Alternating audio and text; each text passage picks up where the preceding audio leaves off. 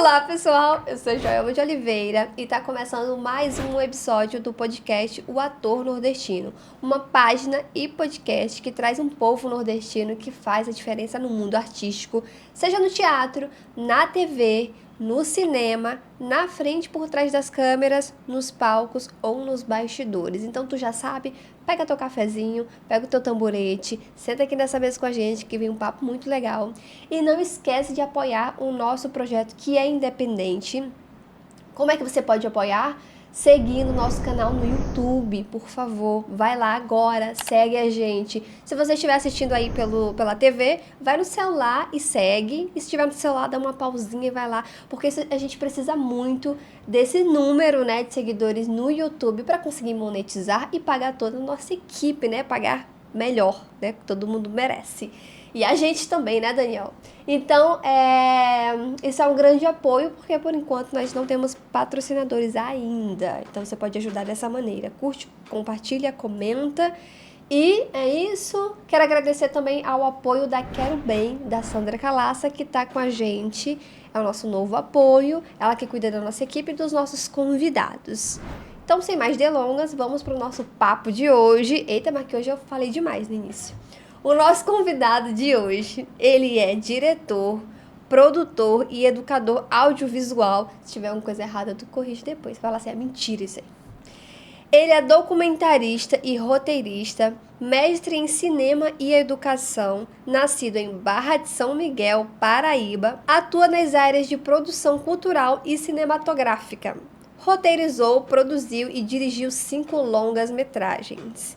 Tudo que Deus criou, lançado em circuito comercial, 2012, Antes do Parto, O Tempo Feliz que Passou, Ratoeira e Madame, que é um documentário de 2019 com a distribuição da Globo Filmes.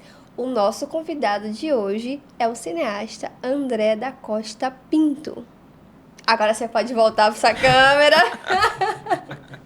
Seja muito bem-vindo. Obrigado, eu que agradeço. É a primeira vez, gente, importante, é a primeira vez que eu estou batendo um papo com um cineasta, diretor. Então, é novidade pra mim, tem muita coisa que talvez eu não saiba, vou aprender aqui com você. E também os artistas que vão assistir, eu tenho certeza que vai ser uma aula, assim, no todo, pra quem também quer fazer cinema e não sabe por onde começar. Mas eu quero saber, assim, de onde que você veio, né? Como é que nasce criança, tem irmãos, como é que era a interação com a família? Eu sou de uma cidade chamada Barra de São Miguel, que é no Cariri da Paraíba, nessa região do Cariri. Ela tem mais ou menos 7 mil habitantes, quando você junta zona rural com zona urbana, então é bem pequena a cidade. Ainda 7 mil? Ainda 7 mil habitantes. Então, assim, a zona urbana deve ter uns 3 mil, o restante a gente divide na zona rural. Então, você vai imaginar que o audiovisual não é uma coisa tão acessível, principalmente quando eu comecei há 20 anos atrás, porque eu pego a transição entre a película e o digital. Então, era menos acessível ainda, a gente não tinha tantas tecnologias que pudessem fazer cinema. E o cinema, na verdade, ele vai chegar na minha vida através de uma política pública, um projeto chamado Revelando os Brasis.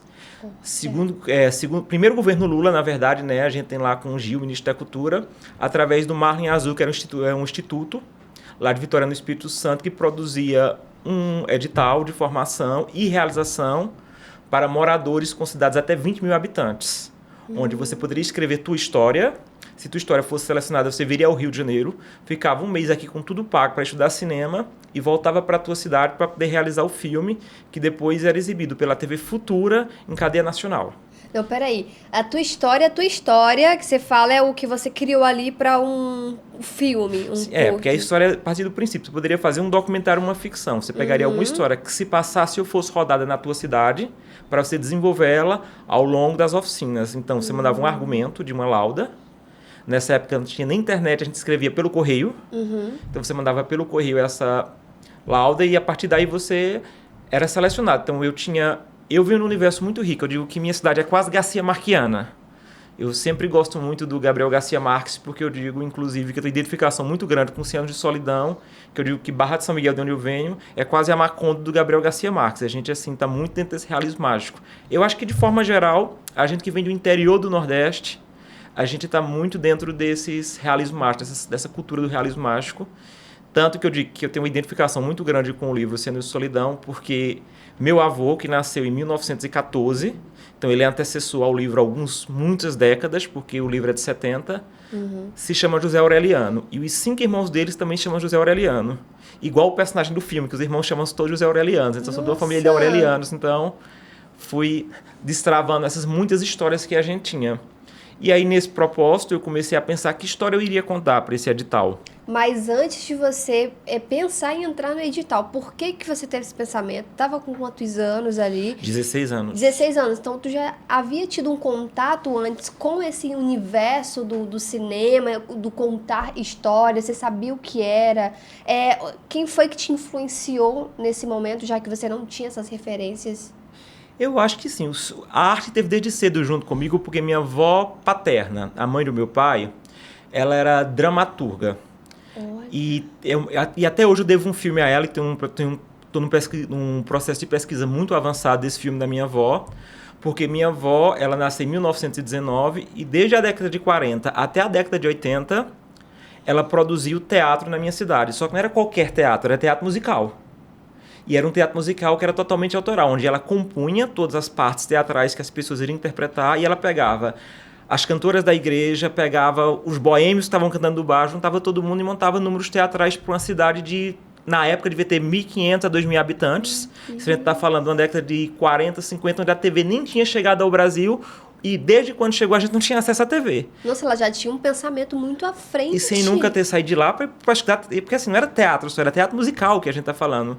E tanto quando eu pesquiso hoje, é a coisa mais genuína brasileira que eu digo. É alguém que, uma mulher, que não saiu do interior do Nordeste, mas que sem sair de lá, construiu uma vertente de teatro musical, onde hoje, e é muito louco como eu estou fazendo esse resgate dela, porque não encontrei quase nada por escrito desse teatro musical dela, para você ver os apagamentos que a gente trabalha, não encontrei quase nada escrito desse teatro musical da minha avó. Só que as pessoas que foram atrizes ou atores que trabalharam naquele momento que ela preparava, hoje passaram dos 75, quase 80 anos. Isso foi tão marcante na vida das pessoas que, quando eu começo a perguntar às pessoas, elas cantam todos os números musicais que elas fizeram sem nunca ter esquecido, porque elas fizeram isso há 30, 40, 50 anos atrás. E isso não foi apagado da memória dessas pessoas. Você entendeu o impacto que isso teve na vida dessas pessoas. E muito antes, quando eu não fazia arte, eu já crescia... Carminha fazia, porque chamavam dramas, que era uma mistura de óperas com operetas, porque ora o número era cômico, ora era dramático, mas era tudo isso. E ela produzia desde o figurino, a maquiagem, ao cenário, tudo era produzido ali, mas não era só produzir, era ensaiar e preparar essas pessoas para cantar e dramatizar isso no palco. A gente está falando de uma cidade de 2.000 habitantes, onde não se tinha esse espaço. Então, como é que o teatro musical chegou a ela? Você não tinha uma política pública também para reforçar você tinha acesso para chegar. A gente está falando da década de 50, a gente está falando da década de 70.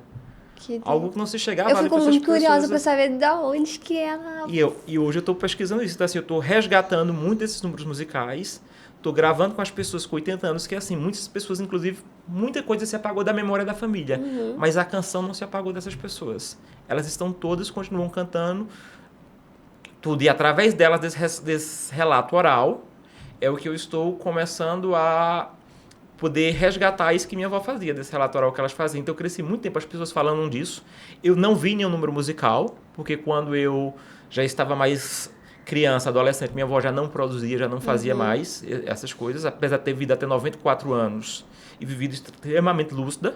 Mas ela falava sobre isso? Falava sobre tudo isso, tem relatos dela falando, cantando, ela te mostrando contava, algumas coisas. Você criança, eu fazia isso. Contava, eu gravei algumas coisas quando tive minha primeira câmera, primeira possibilidade foi poder apontar para ela, para poder pegar algum desses registros. Então isso hoje está muito na minha memória. E inclusive uma das coisas, que quando eu vim para a academia, porque eu tenho algumas confusões entre minha academia e estar na academia no fazer artístico, eu acho que a gente tem que rever um pouquinho esse processo do que é a fonte, quando a gente vai fazer no caso, na minha dissertação do mestrado. Por que eu tinha que citar fontes de pessoas que publicaram e minha avó não poderia ser minha fonte? Porque minha avó era minha fonte. Quem me ensinou arte, quem me deu arte foi ela. Então, assim, a gente fala tanto de apagamentos numa academia ocidentalizada. Então, que momento a gente vai dar visibilidade a essas pessoas? Quando a gente começa a usá-las também como referências para o que a gente está fundamentando quando trabalha acadêmico. Então, eu trouxe minha avó muito como essa referência, tanto ela quanto meu pai. E aí eu vou chegar já a ele. Meu pai, quando foi que o cinema chegou para mim, então, eu cresci dentro de uma possibilidade muito forte de ter acesso à minha avó, que tinha tido tudo isso, então eu conseguia desde cedo entender o que era a musicalidade dentro da minha cidade. Dentro da minha cidade também tem uma filarmônica, que quase todo mundo, moleque, passou por lá para fazer educação musical. Então, todo mundo de onde eu venho sabe tocar praticamente algum instrumento desde a infância, porque você tem acesso a ler partitura, a poder entrar numa filarmônica, entender o que é musicalização, isso de forma gratuita e até hoje. Que rico. É um dos instrumentos mais fortes dentro desse interior de onde eu venho. E, paralelo a isso, veio meu pai, que era um educador. Meu pai foi diretor de uma escola pública na minha cidade e eu cresci dentro dessa escola pública. Tanto que eu digo que minhas duas cachaças hoje são o cinema e a sala de aula. Eu não sei discernir uma da outra e gosto de estar dentro dessas duas cachaças na sala de aula, que eu tenho lá com esse processo. E aí eu fui entendendo a possibilidade e o privilégio que é alguém ter acesso à arte e poder ser educado artisticamente para poder se expressar, porque eu acho que o Manuel de Barros diz uma coisa que eu acho maravilhoso, que a gente não consegue expressar tudo que a gente sente, a gente não consegue nomear tudo. Então, para poder expressar o que a gente sente, a gente tem que fazer arte, porque nem tudo cabe na gramática da língua portuguesa. Sim. Nem todas as coisas que a gente sente ou que a gente entende estão na gramática. Então, aquilo não está na gramática, a gente se torna artista para poder expressar isso. Muito bonito isso. De algumas coisas que a gente vem e traz. Então, eu acho que veio daí. E aí eu fui entendendo um pouquinho o que era o ensino público com meu pai e fui entendendo minha avó o que era a arte, junto com aquela filarmônica da minha cidade. E fui juntando os dois para poder me forjar quanto realizador e quanto professor. E aí, com o meu pai, eu fui entendendo que para você poder ensinar qualquer coisa, seja na escola normal, mas seja no ensino da arte, tu tens que saber a diferença entre fraternidade e caridade.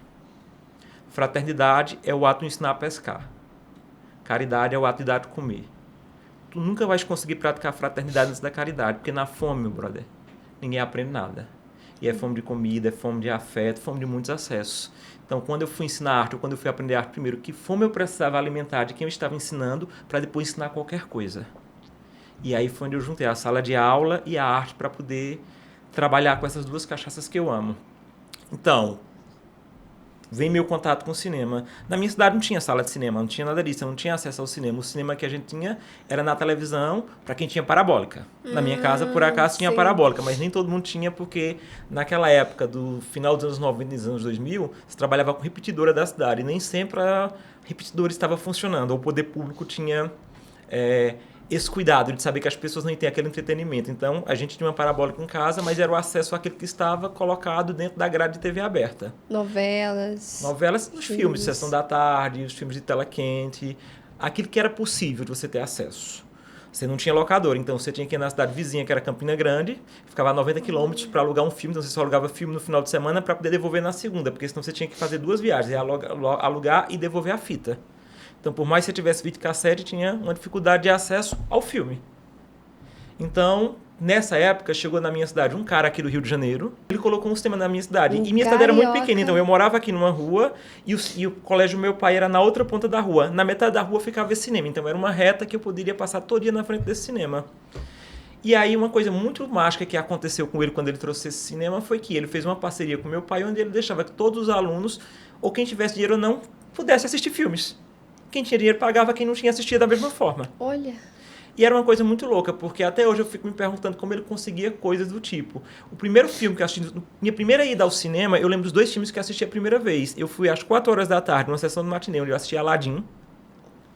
E fui à noite, numa sessão que não era para criança, eu devia ter o quê? 5 a 6 anos, assisti o Olho de Lorenzo, que era um filme muito pesado. Então, assim, era a minha primeira experiência de imersão numa sala de cinema, na sala escura da tela grande. Foi assistir Aladdin, um filme da Disney, e depois assistir o Olho de Lorenzo. Aladdin eu conheço, esse último não. Tu conhece, né? Vale muito a pena assistir. É um filme sobre uma criança que tem uma doença degenerativa baseado na história real. Eu vou assistir, qual o nome? O Olho de Lorenzo. Tá. Ah, não! Já assisti. Eu já assisti. E aí foi minha primeira experiência no cinema. E a partir daí... Que também é triste, é uma história muito triste. Muito triste. Eu não tava lembrando. Mas aí o que era mais louco desse cara é porque não só botou um cinema, ele não só deixava as pessoas ter acesso de graça, que o que você pedia ele trazia. Porque eu me lembro até hoje que estava estreando em circuito comercial no Brasil Jurassic Park. Não tinha chegado nem a Campina Grande, que era a cidade mais próxima. Não tinha chegado a João Pessoa, que era a capital do estado. Ele estava com a cópia de Jurassic Park nesse cinema. E a gente tinha acesso àquilo que as pessoas não tinham. Então a gente tinha muito acesso àquilo que as pessoas não tinham. E aí tudo que você podia ele trazia, porque eu lembro de ele trazer coisas antigas que não estavam mais, como morangos silvestres. E o vento levou. Então, coisas que estavam estreando, que não tinha nas salas principais da capital, mas também coisas que eu não sei como ele conseguia as fitas e trazia de volta.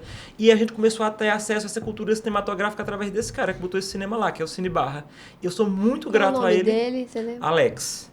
Ele sumiu, Ele não sumiu encontrou mais. recentemente. Aí foi engraçado, porque recentemente eu encontrei com a esposa dele, aqui no Rio. Mandei uma mensagem para ela, porque eu tinha mostrado uma foto do Cine Barra, e aí eu consegui pelas redes sociais localizar e pedi para que ela mandasse algumas imagens. Nem ela tinha mais fotos do Cine Barra, e eu tinha, de coisas que foi restaurando. Porque o que é que eu faço hoje em dia? Quando eu volto para minha cidade, eu tento voltar várias vezes no ano, não perder essa conexão, porque meu cinema tá lá, e aí eu vou chegar no Revelando dos Brasis da minha avó,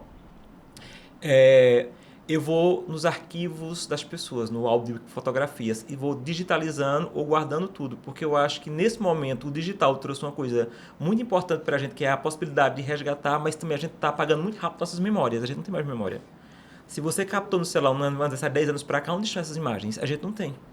Álbum de foto, ninguém Então, faz. assim, o que eu estou preservando da minha cidade é pegar os álbuns de fotos, registros antigos de imagens e poder digitalizar e guardar tudo isso até para fazer alguma coisa para deixar para a própria população, para que a gente não apague nossa história. É muito importante. A questão do apagamento, ela é muito real. Enquanto existem algumas pessoas e famílias que têm essa preocupação em fazer um álbum, outras só deixam acontecer. A minha família não tem álbum. Eu não tenho álbum de foto. E aí, engraçado, é uma coincidência essa nossa conversa aqui, porque nessa semana, eu enviei mensagem pro meu pai, pedindo, por favor, eu quero fotos minhas de quando eu era criança, porque tá chegando aí o Dia das Crianças, e eu queria lembrar como que eu era criança, e a minha filha não tem álbum, e aí ele foi e falou assim, eu vou conversar com todo mundo lá da tuas avós, eu sei que tiveram aniversários que vocês foram quando eram pequenininhos, e aí eu vou falar com todo mundo pra saber se alguém acha, porque a gente não tem. Mas tem um problema, não tem aquelas pessoas que têm, as gerações atuais estão deixando para lá esquecido na gaveta, estão deixando isso se acabar. Então, assim, se alguém não olhar para isso, para a gente preservar, entender que esse arquivo físico ele é muito importante, porque o arquivo digital ele facilitou o acesso a produzir, mas não a preservar, a guardar. Como é que a gente vai fazer isso? Então, eu tenho feito muito isso dentro da história da minha cidade. Porque como ela é pequena, ela é praticamente uma família. Então, assim, qualquer álbum que eu resgato da gaveta de qualquer pessoa, eu estou resgatando também um pouco da minha história. E é uma questão também, porque ao mesmo tempo que hoje é mais fácil, eu acho que pela facilidade de você estar tirando o tempo todo, você nem lembra de guardar aquilo e onde colocar. Mas também tinha dificuldade de, há um tempo atrás, o acesso a câmeras. A minha mãe fala isso, era muito caro, então a gente não conseguia fazer álbuns. Então é muito rico você encontrar alguém que tenha essas fotos, né? Pois é, mas eu acho que da mesma forma, é muito mais fácil, mas ninguém está preservando. Então, que momento a gente vai discutir essa preservação? Ai, menino, quadro, que susto! Desculpa. Tranquilo. Querem parar Coloca mais. Não, colocar? vai, a gente vai. É, sim, por favor. Aí, só complementando. Então, quando eu comecei a ver a possibilidade de fazer esse Revelando nos Brasis, e a primeira coisa que eu fiz foi conversar com minha avó, porque assim, eu tinha 10 histórias para escrever, só podia escrever uma. Quando eu olhava para minha cidade desde criança, sempre foi uma criança muito atenta a poder observar toda da minha cidade, principalmente por essa ideia de estar visitando os álbuns, fotografia das pessoas, por sempre gostar de material de acervo, de arquivo.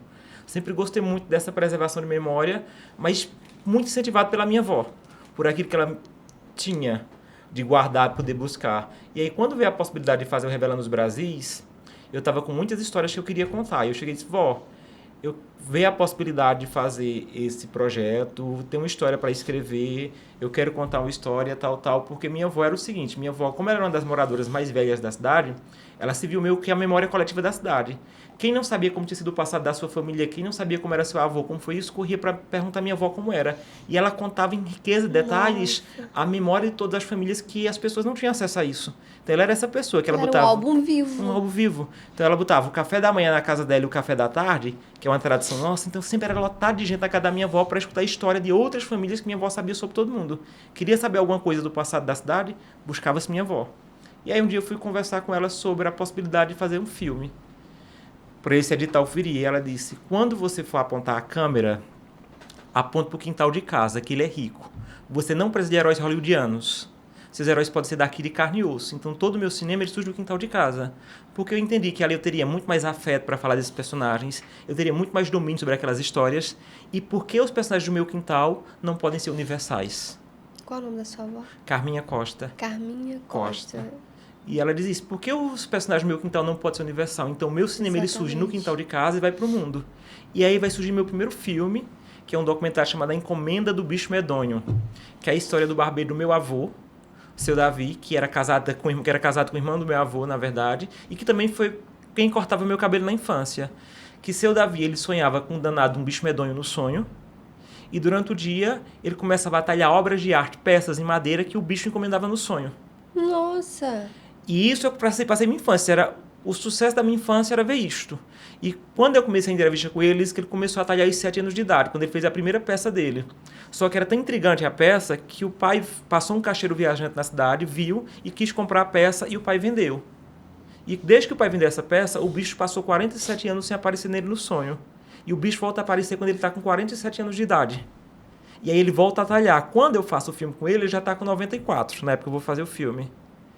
E aí, que o seu Davi já estava com 94 naquela época, eu comecei a pesquisar sobre o trabalho dele. E aí eu descobri que no Louvre, em Paris, existem croquis de peças semelhantes a dele, desenhados por Leonardo da Vinci. Só que o velho não sabe nem que Leonardo da Vinci nunca tinha viajado. E estava sonhando e produzindo peças de madeira. E elas estão lá até hoje, desafiando esse raciocínio lógico. Então, assim, meu filme começou ali com isto e ganhou o universo. O filme começou a ser premiado, começou... Foi então o filme que você levou para esse festival, que foi a o argumento porta... que eu levei para esse edital. Para ganhar e produzir. E voltar para produzir. E foi muito louco, assim, a força que o cinema tem na vida da gente, porque quando eu voltei para produzir A Encomenda do Bicho Medonho, seu Davi estava com 94 anos e ele estava num pré-coma, em casa, em cima de uma cama, e quando eu chego no primeiro dia de gravação, ele estava num pré-coma.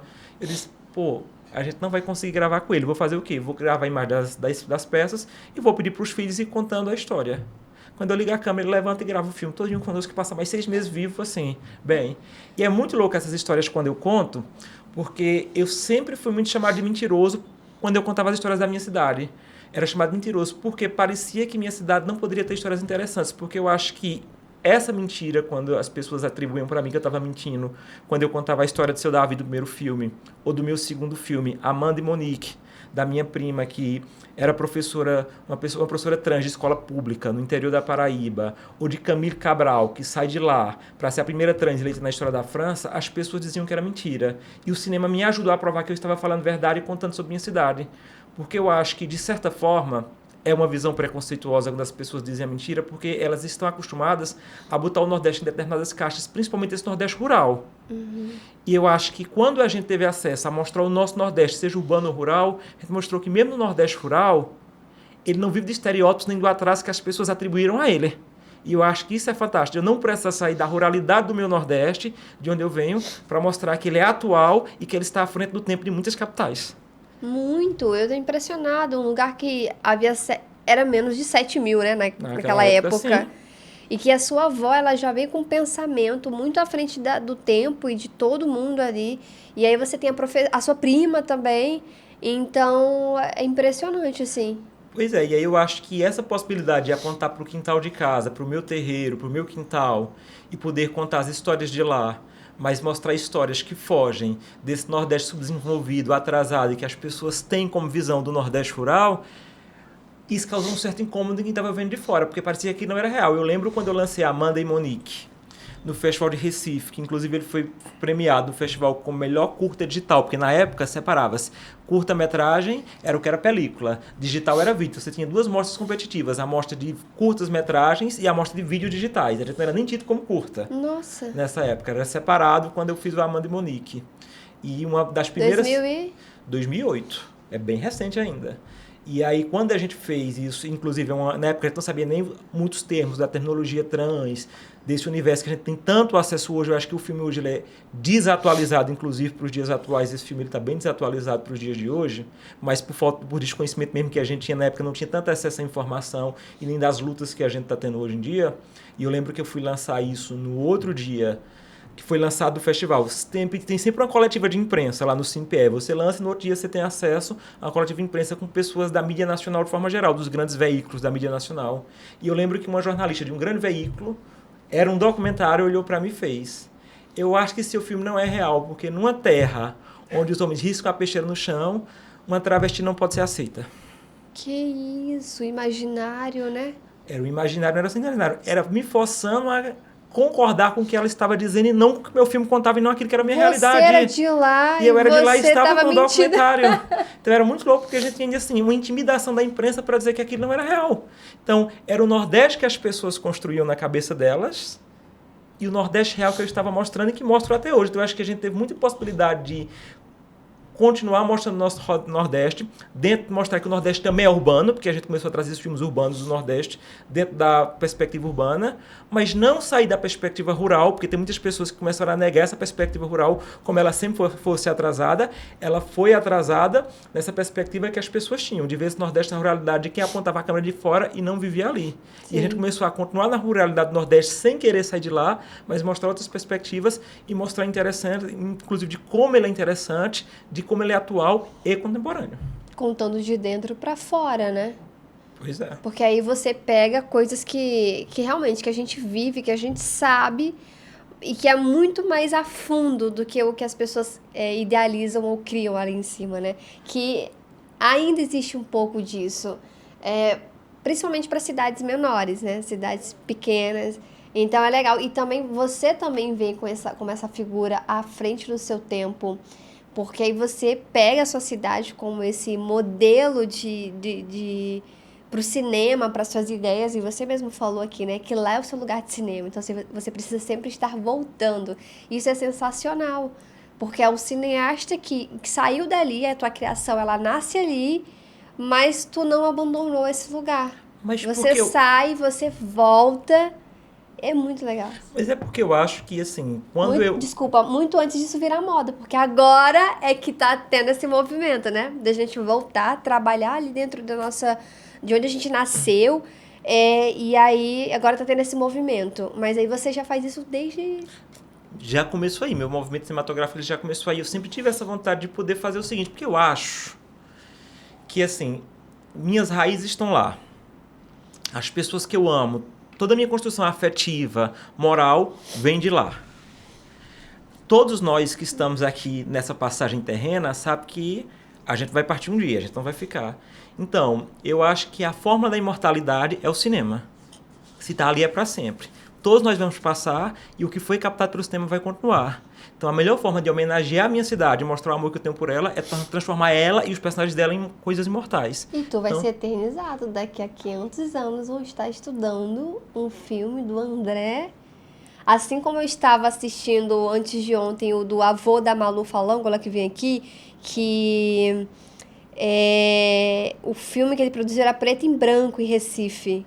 E ele é estudado hoje em dia. Então, assim, você se eterniza também através do cinema. Mas eu acho que além de me eternizar isso, eternizar as pessoas que me ajudaram nessa formação e que puderam, de certa forma, contribuir culturalmente e artisticamente para o que eu sou, quanto pessoa, e para o que meu local de origem é. Sim. E poder olhar com essa afetividade, com esse olhar, e não deixar mais que as pessoas apontem e digam o que elas pensam sobre o que é meu local. Que eu diga realmente o que ele é, que ele chegue se impondo e mostrando o que é. Apaga o que é e cria outra coisa em cima, né? Uma outra ideia.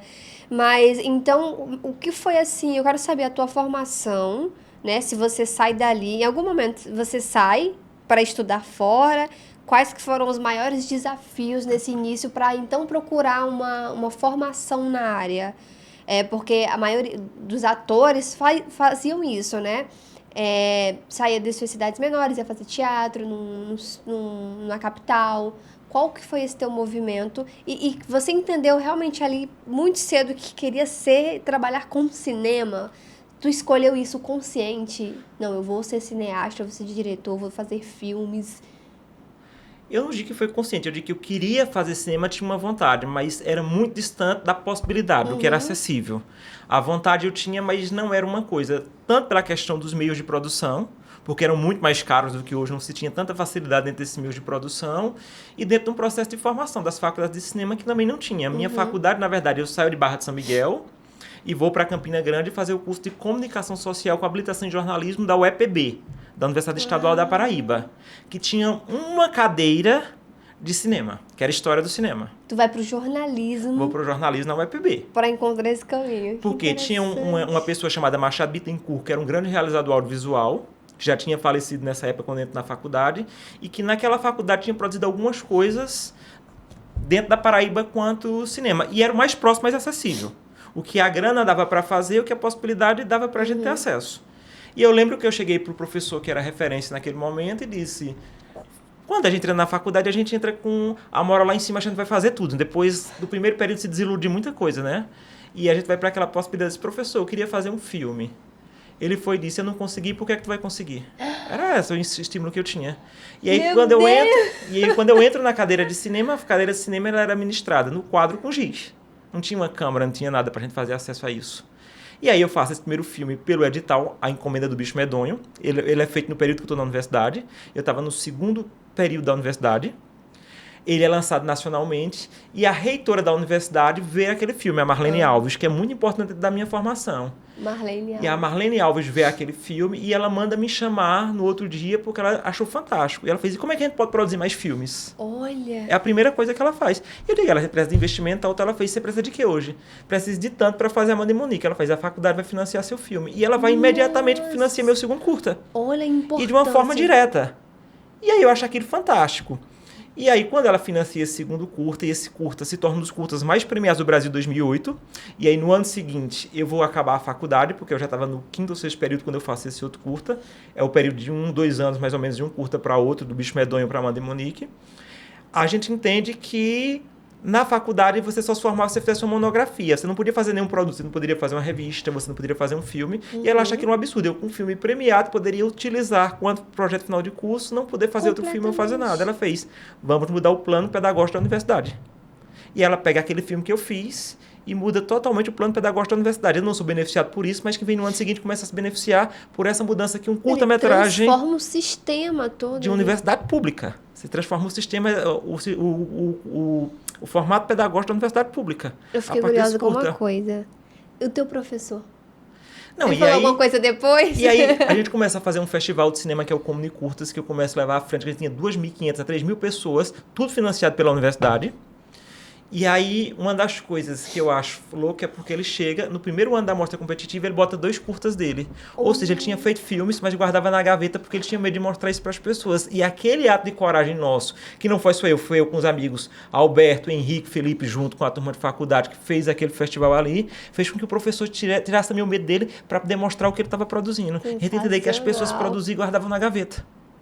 E aí, eu chego e com mais ousadia ainda, porque a reitora já estava financiando Comunicurtas, não só filmes meus, mas de muitas outras pessoas, eu chego com ela com a proposta de um longa-metragem, que é o Tudo que Deus Criou. Quando? 2016? Isso, 2008. 8 aí. 2008. Eu já cheguei com a proposta de um longa-metragem para ela. Quantos anos? Tava com 21, mais ou menos, eu acho. Meu Deus, já tinha Chego com a proposta de um longa-metragem para ela. E eu vou mostrar a reitora. Só que eu fui sem muitas expectativas. Eu fui porque eu digo, não, eu já tenho. Eu sempre fui um cara que, assim, como a gente vem da escassez do sistema independente, a gente é formado, a gente é forjado nessa escassez. Então, não, a gente vai ter que bater em toda a porta para poder fazer alguma coisa de cinema. Principalmente quando você tem 21 anos, você não tem medo de nada.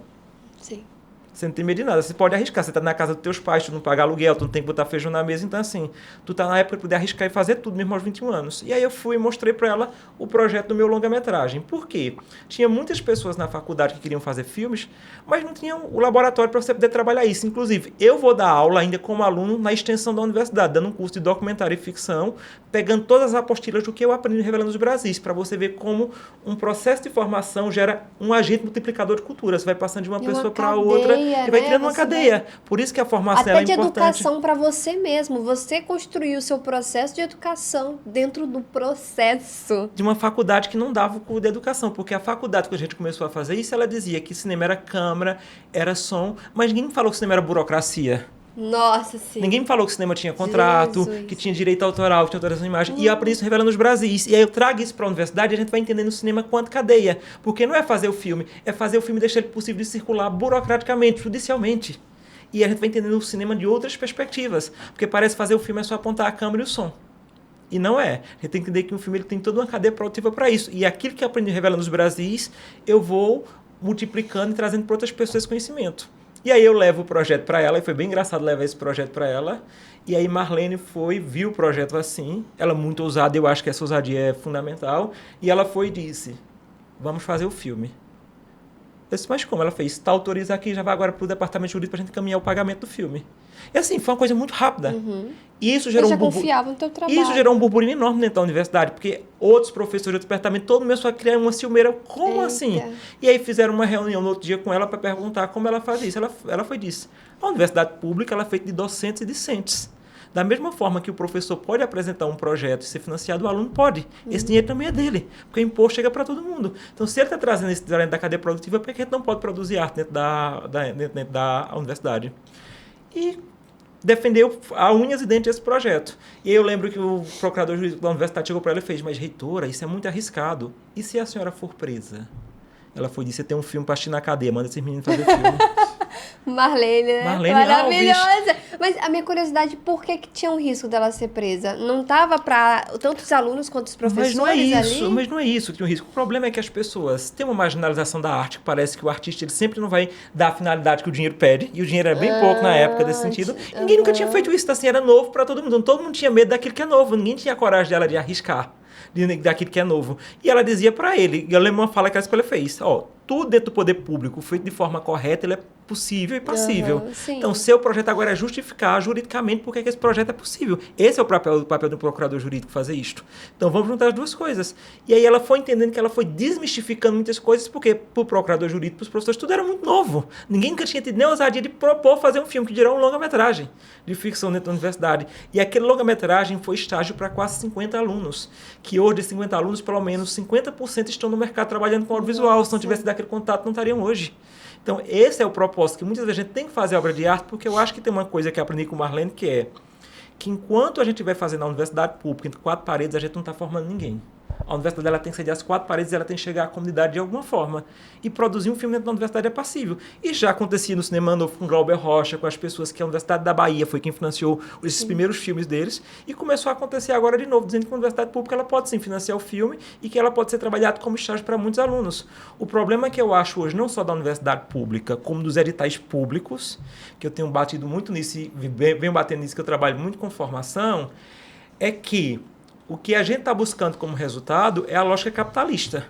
Sim. De que se você faz um filme, ele tem que chegar a tantas salas, ele tem que ganhar tantos prêmios, ele tem que fazer tanto de dinheiro. Só que a gente não está indo para os resultados intangíveis ou imensuráveis. Vou te pegar um dado. Agora, recentemente, eu fiz um projeto de cinema dentro de uma das áreas mais violentas do Rio de Janeiro. Esse projeto de cinema que eu fiz há poucos dias.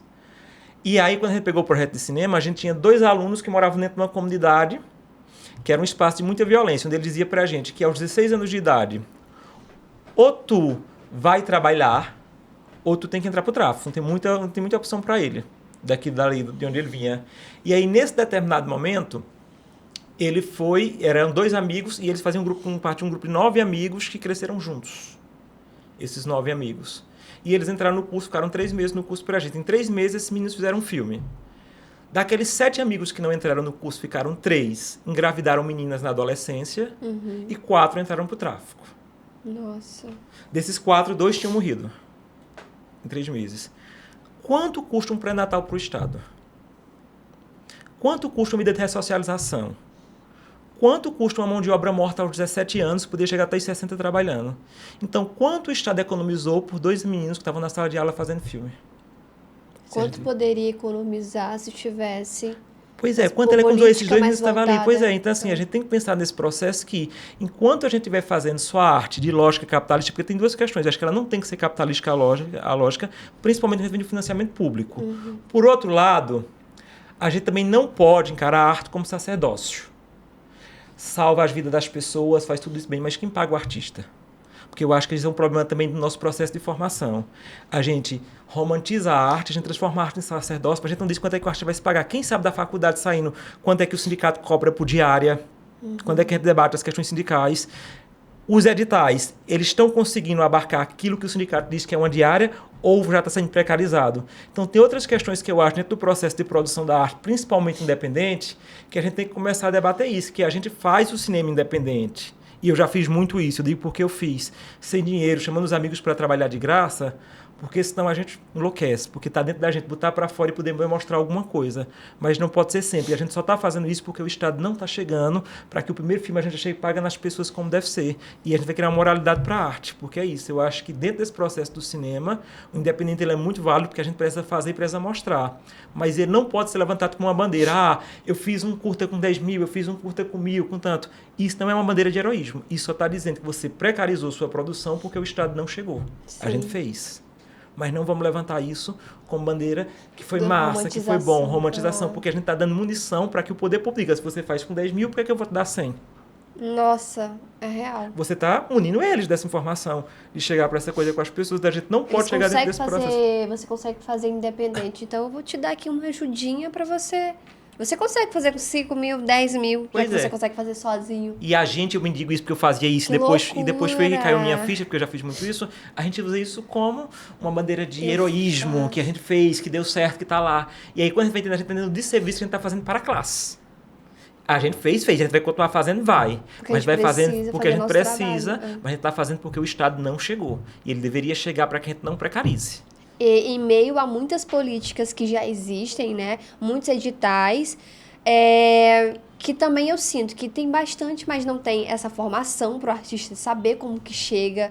Você se depara com um edital que não é ensinado numa escola de formação e você não sabe como continuar. E também tem toda a limitação que você precisa se enquadrar ali dentro. E aí você sente que está perto e nunca chega aquilo. São muitos empecilhos para poder... Mas aí é o que eu falo que é o problema da nossa formação. Quando tu é um artista que tu veio de forma intuitiva fazer a coisa, tu não passou por uma bancada de formação, tá tudo bem de fazer a coisa artística. Mas quando tu tá se formando num processo de realização artística, tu tem que saber que a arte também é burocrática. Sim, até para que ela possa existir como produto. André. Eu posso, como diretor, até não querer trabalhar com a burocracia.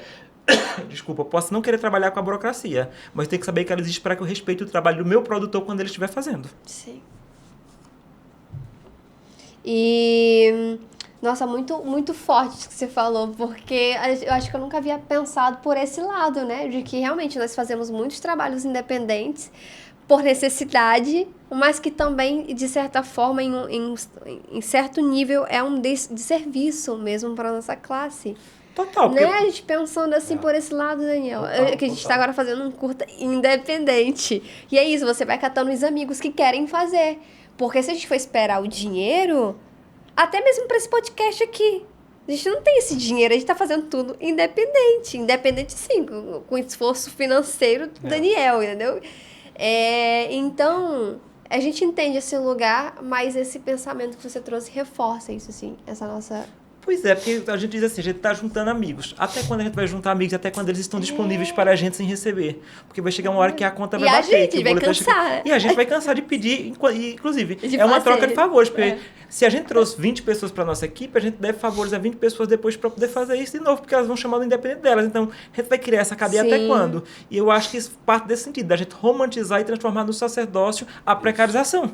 Total. É isso que a gente não pode estar trabalhando dentro dessa precarização, porque a gente vai muito dentro desse sentido que não é uma coisa que a gente deve levantar quanto bandeira. Sim. Eu digo isso porque eu já fiz isso, porque quando eu tinha 20, 25 anos, eu levantava isso como bandeira. Hoje mudou totalmente meu pensamento, mas levou um tempo, porque inclusive eu fui forjado dentro dessa dinâmica de que era massa você fazer isso, que era legal e que isso era heróico. Isso. E depois, só eu sei o dano que isso traz pra mim até hoje, desse heroísmo que eu trouxe. Muito bom, viu? Alguém que já tá há um tempo aí já. Porque eu sei o dano que isso tem em mim até hoje, de como você condicionar as pessoas, de como você faz. E isso tem um dano mais grave que é quando você diz às pessoas, mas eu cobro tanto, parece que você está ofendendo uma pessoa por cobrar por seu trabalho, porque ela vem independente, parece que você tem que estar sempre apoiando e estar lá. As pessoas, inclusive, começam a trabalhar dessa forma. Por exemplo, agora eu vi muitas pessoas que ganharam editais na Aldir Blanc, que são valores, já chegaram precarizados no fazer cinema. E aí chegavam pra gente, o valor só deu para pagar o aluguel de equipamento técnico, a alimentação, topa trabalhar, gente, tu ganha um edital de dinheiro, tem que ter o mínimo para as pessoas. E quando você diz não para as pessoas, elas se ofendem porque você está dizendo não para essas pessoas, você não quer trabalhar de graça, você não quer precarizar esse trabalho. Então a gente tem que inverter muito essa lógica do que a gente está trabalhando para que a gente possa realmente entender nossa defesa quanto classe artística, que a arte não é sacerdócio. Sim. A arte é profissão. E eu acho que a academia, os cursos de formação, de forma geral, trabalham a gente como sacerdócio e a coisa heróica. E não entende essa parte burocrática. Por exemplo, isso é verdade, vem desde o discurso que a gente sempre... A gente se forma ouvindo, né? É difícil, mas é difícil mesmo. Mas tem que fazer, não pode esperar. Muita coisa é verdade, mas também a gente tem que ter esse cuidado de não se colocar nesse lugar para sempre, né? É difícil ganhar dinheiro, você vai ter que fazer sozinho, você vai ter que chamar os amigos, vocês vão ter que fazer de graça. É pesado isso. E aí você fica um tempão nesse lugar de que realmente eu vou ter que fazer esse trabalho de graça, eu vou ter que fazer de forma independente. A gente vai entendendo que isso é bonito no cinema, né? E a gente não pode romantizar, né? Como você está falando, ser heróico, né? O heróico, a gente pode criar o herói no cinema, né? Agora, acaba sendo perigoso a gente considerar os heróis, né? Quando a gente vota em heróis também, né? É muito perigoso isso. E né? a gente pode ser herói fazendo uma grande obra e pagando bem as pessoas. A gente pode ser herói com outra perspectiva. Mas olha como é massa ser herói pagando bem as pessoas pelo trabalho que elas estão desenvolvendo. Você vai ser o herói, inclusive, dessas pessoas. Pois é, você está dando pregabilidade. Porque quando a gente diz essa questão do filme, como é a questão dessa questão de sair só do artístico para a burocratização, por exemplo, se eu faço um curta-metragem hoje, para esse curta poder ser vendido comercialmente para uma TV aberta ou para qualquer tipo de TV ou streaming, ele vai ter que passar por a burocratização da Ancine, que no mínimo tem um CPB, Certificado de Produto Brasileiro. Para tirar o CPB, você tem tantas burocracias de contratos, de autorizações de trilha sonora, de artísticas, dos diretores artísticos, dos artistas que estão frente. Quem vai fazer essa burocratização toda tua? Porque o advogado não vai trabalhar de graça para ter essa documentação toda. Existe todo um processo para você tirar o certificado de produto brasileiro, que é como se fosse o RG nosso, para que esse produto possa existir e possa ser vendável. Então, assim, para eu chegar no produto final, a gente tem um monte de questões burocráticas. Quem pagou essa burocracia? Quem fez para que esse filme exista de fato? Porque o filme é bonitinho, mas vai fazer ele para exibir em 2, 3 festivais e guardar na gaveta, ou vai transformar ele em produto que vai te dar recurso, retorno. Para ter retorno, ele vai ter que ser registrado. Nossa senhora, eu já cansei só de ouvir aí um pedaço do processo. Daniel, vamos repensar. Mas isso que eu tô falando não é para afugentar, é só não é para desmotivar. De forma alguma, é só para que a gente faça de outra forma e evite, inclusive, ter uma obra muito boa e se frustrar porque ela vai ficar na gaveta. Isso é uma verdade. É pra gente evitar algumas frustrações para isso. Com todo mundo, né? Os artistas envolvidos. E é tempo, é energia, é muita coisa envolvida. Mas então, desse teu processo, qual foi, o que tu considera como o maior desafio que tu teve? Porque aí eu entendi que a tua jornada, a tua carreira, ela se faz ali, ela começa com a sua família, tem esse ambiente ali que te influencia, mas aí você vai encontrando esse caminho, né? Aí aparece o festival, e aí você vai encontrando esse caminho na universidade também, cria o Comunicurtas, e aí você também tem ali o apoio da universidade, da Marlene. O que tu considerou como o maior desafio para continuar? Tu já pensou em algum momento desistir? Fazer Porque tu se formou em jornalismo, né? Tu terminou lá. Agora acabei de fazer mestrado na UF em cinema. Agora eu sou mestre em cinema porque eu fiz mestrado aqui na UF, na Universidade Federal Fluminense. Inclusive, pegando a fala da minha avó, o título da minha dissertação é Plantando Filmes em Quintais. Plantando Filmes em Quintais. Que aí eu começo a falar de 3 processos de aulas que eu dei ao longo da minha vida, que foi o Portelas, que foi uma oficina de cinema dentro da Portela, da Escola de Samba, que foi uma oficina financiada pelo Paulinho da Viola e a Marisa Monte, com o dia do show que eles davam para a gente poder levar formação para a quadra da Portela. Foi o Áudio Transvisual, que foi uma oficina de cinema só para pessoas trans. Como eu tinha muito contato com pessoas trans, da minha tia, da minha prima, e eu vi as pessoas falarem muito nessa questão da política de inclusão. Vamos incluir as pessoas dentro do cinema, vamos trazer... E aí não tem nada de heróico também nesse ato meu, não. Eu só acho que foi uma questão de pensar também meu papel dentro da sociedade, que para poder incluir as pessoas, tem que dar formação. Sim. Porque a universidade e os cursos são hostis também com esse processo. Então a gente fez uma oficina de cinema para 30 pessoas trans, da qual saíram 17 curtas-metragens dirigidos, produzidos e realizados só por pessoas trans. E o cinema leva eu para uma oficina de cinema lá no Instituto Zeca Pagodinho para alunos que fazem parte dos municípios da Baixada Fluminense. E eu passo a discorrer sobre um pouco como foi esse processo de formação para poder entender essa outra visão do cinema. Então, tu tá sempre envolvido muito na área também, como educador, né? Desde o início, assim. E há 20 anos venho pesquisando sobre a questão da atuação no cinema, que eu acho que é uma coisa que existe poucas bibliografias ou quase nenhuma sobre isso, por ser uma profissão muito nova, tanto da preparação do ator para lidar com o audiovisual e com o audiovisual, que é o som e a câmera, como da questão dos próprios professores e diretores, de como é que se dirige esse ator. Porque o que eu vejo... Sente com a deficiência? Sinto que a deficiência é grande por duas questões. Eu acho que a universidade, de forma geral, quando ela está formando o diretor, ela forma o diretor para a pirotecnia, dirigir câmera, grua, som, mas o material humano de como é que ele dirige esse ator e como é que ele prepara não é feito. E as oficinas de formação de atores, de forma geral, até pelo pouco desconhecimento dessa formação, ela parte muito de se trabalhar só com jogos teatrais. E eu acho que o teatro é fundamental. Acho que todo mundo tem que ser ator, tem que começar no teatro, entendendo a base dele para poder vir para o audiovisual. Eu acho que a base de tudo é o teatro. Sim. Mas uma oficina de formação, audiovisual não é uma oficina de jogos teatrais. É uma oficina de trabalhar tecnicamente, de você triangular, jogar com a câmera e com o som. Porque, por exemplo, eu vejo muitas coisas. Oficina de atuação para a câmera. Ou seja, não vai trabalhar com som, é mudo. Esse ator, ele não fala. Não é audiovisual. Não é audiovisual, porque audiovisual tem som. Então, assim... Muito bom. Então, alguém que vai trabalhar com audiovisual, ele tem que saber qual é o enquadramento dele, é fechado, é aberto, qual a lente que ele está sendo fotografado, ele está trabalhando com boom, com lapela ou com os dois, que muda tecnicamente. Ele tem que entender qual é o ritmo de montagem desse filme, porque se eu entro no set e tem uma coisa chamada minutagem, quando eu faço a decupagem do meu roteiro para saber quantos minutos tem a cena na tela, e ela diz que a cena tem 1 minuto e 40, você deixa o ator 5 minutos fazendo a cena, ela vai ser uma cena só picotada, porque ela tem que ter 1 e 40 na tela. E às vezes você precisa de um plano de sequência com o ator, e às vezes você diz assim, eu tenho 4 minutos de plano de sequência, mas tem uma frase, eu te amo. Então como é que eu preencho os silêncios? O ator parece que ele está ensinando só quando ele está falando, e o silêncio? Nossa. Ele tem que saber o que é um ponto de corte. Como é que ele entrega a cena do montador de entrada e como é que ele entrega a cena de saída para saber como é que se corta, para ele trabalhar o ritmo de montagem desse filme. Então, tem uma linguagem técnica que não é dada para o ator, que parece que o ator chegar e sentir.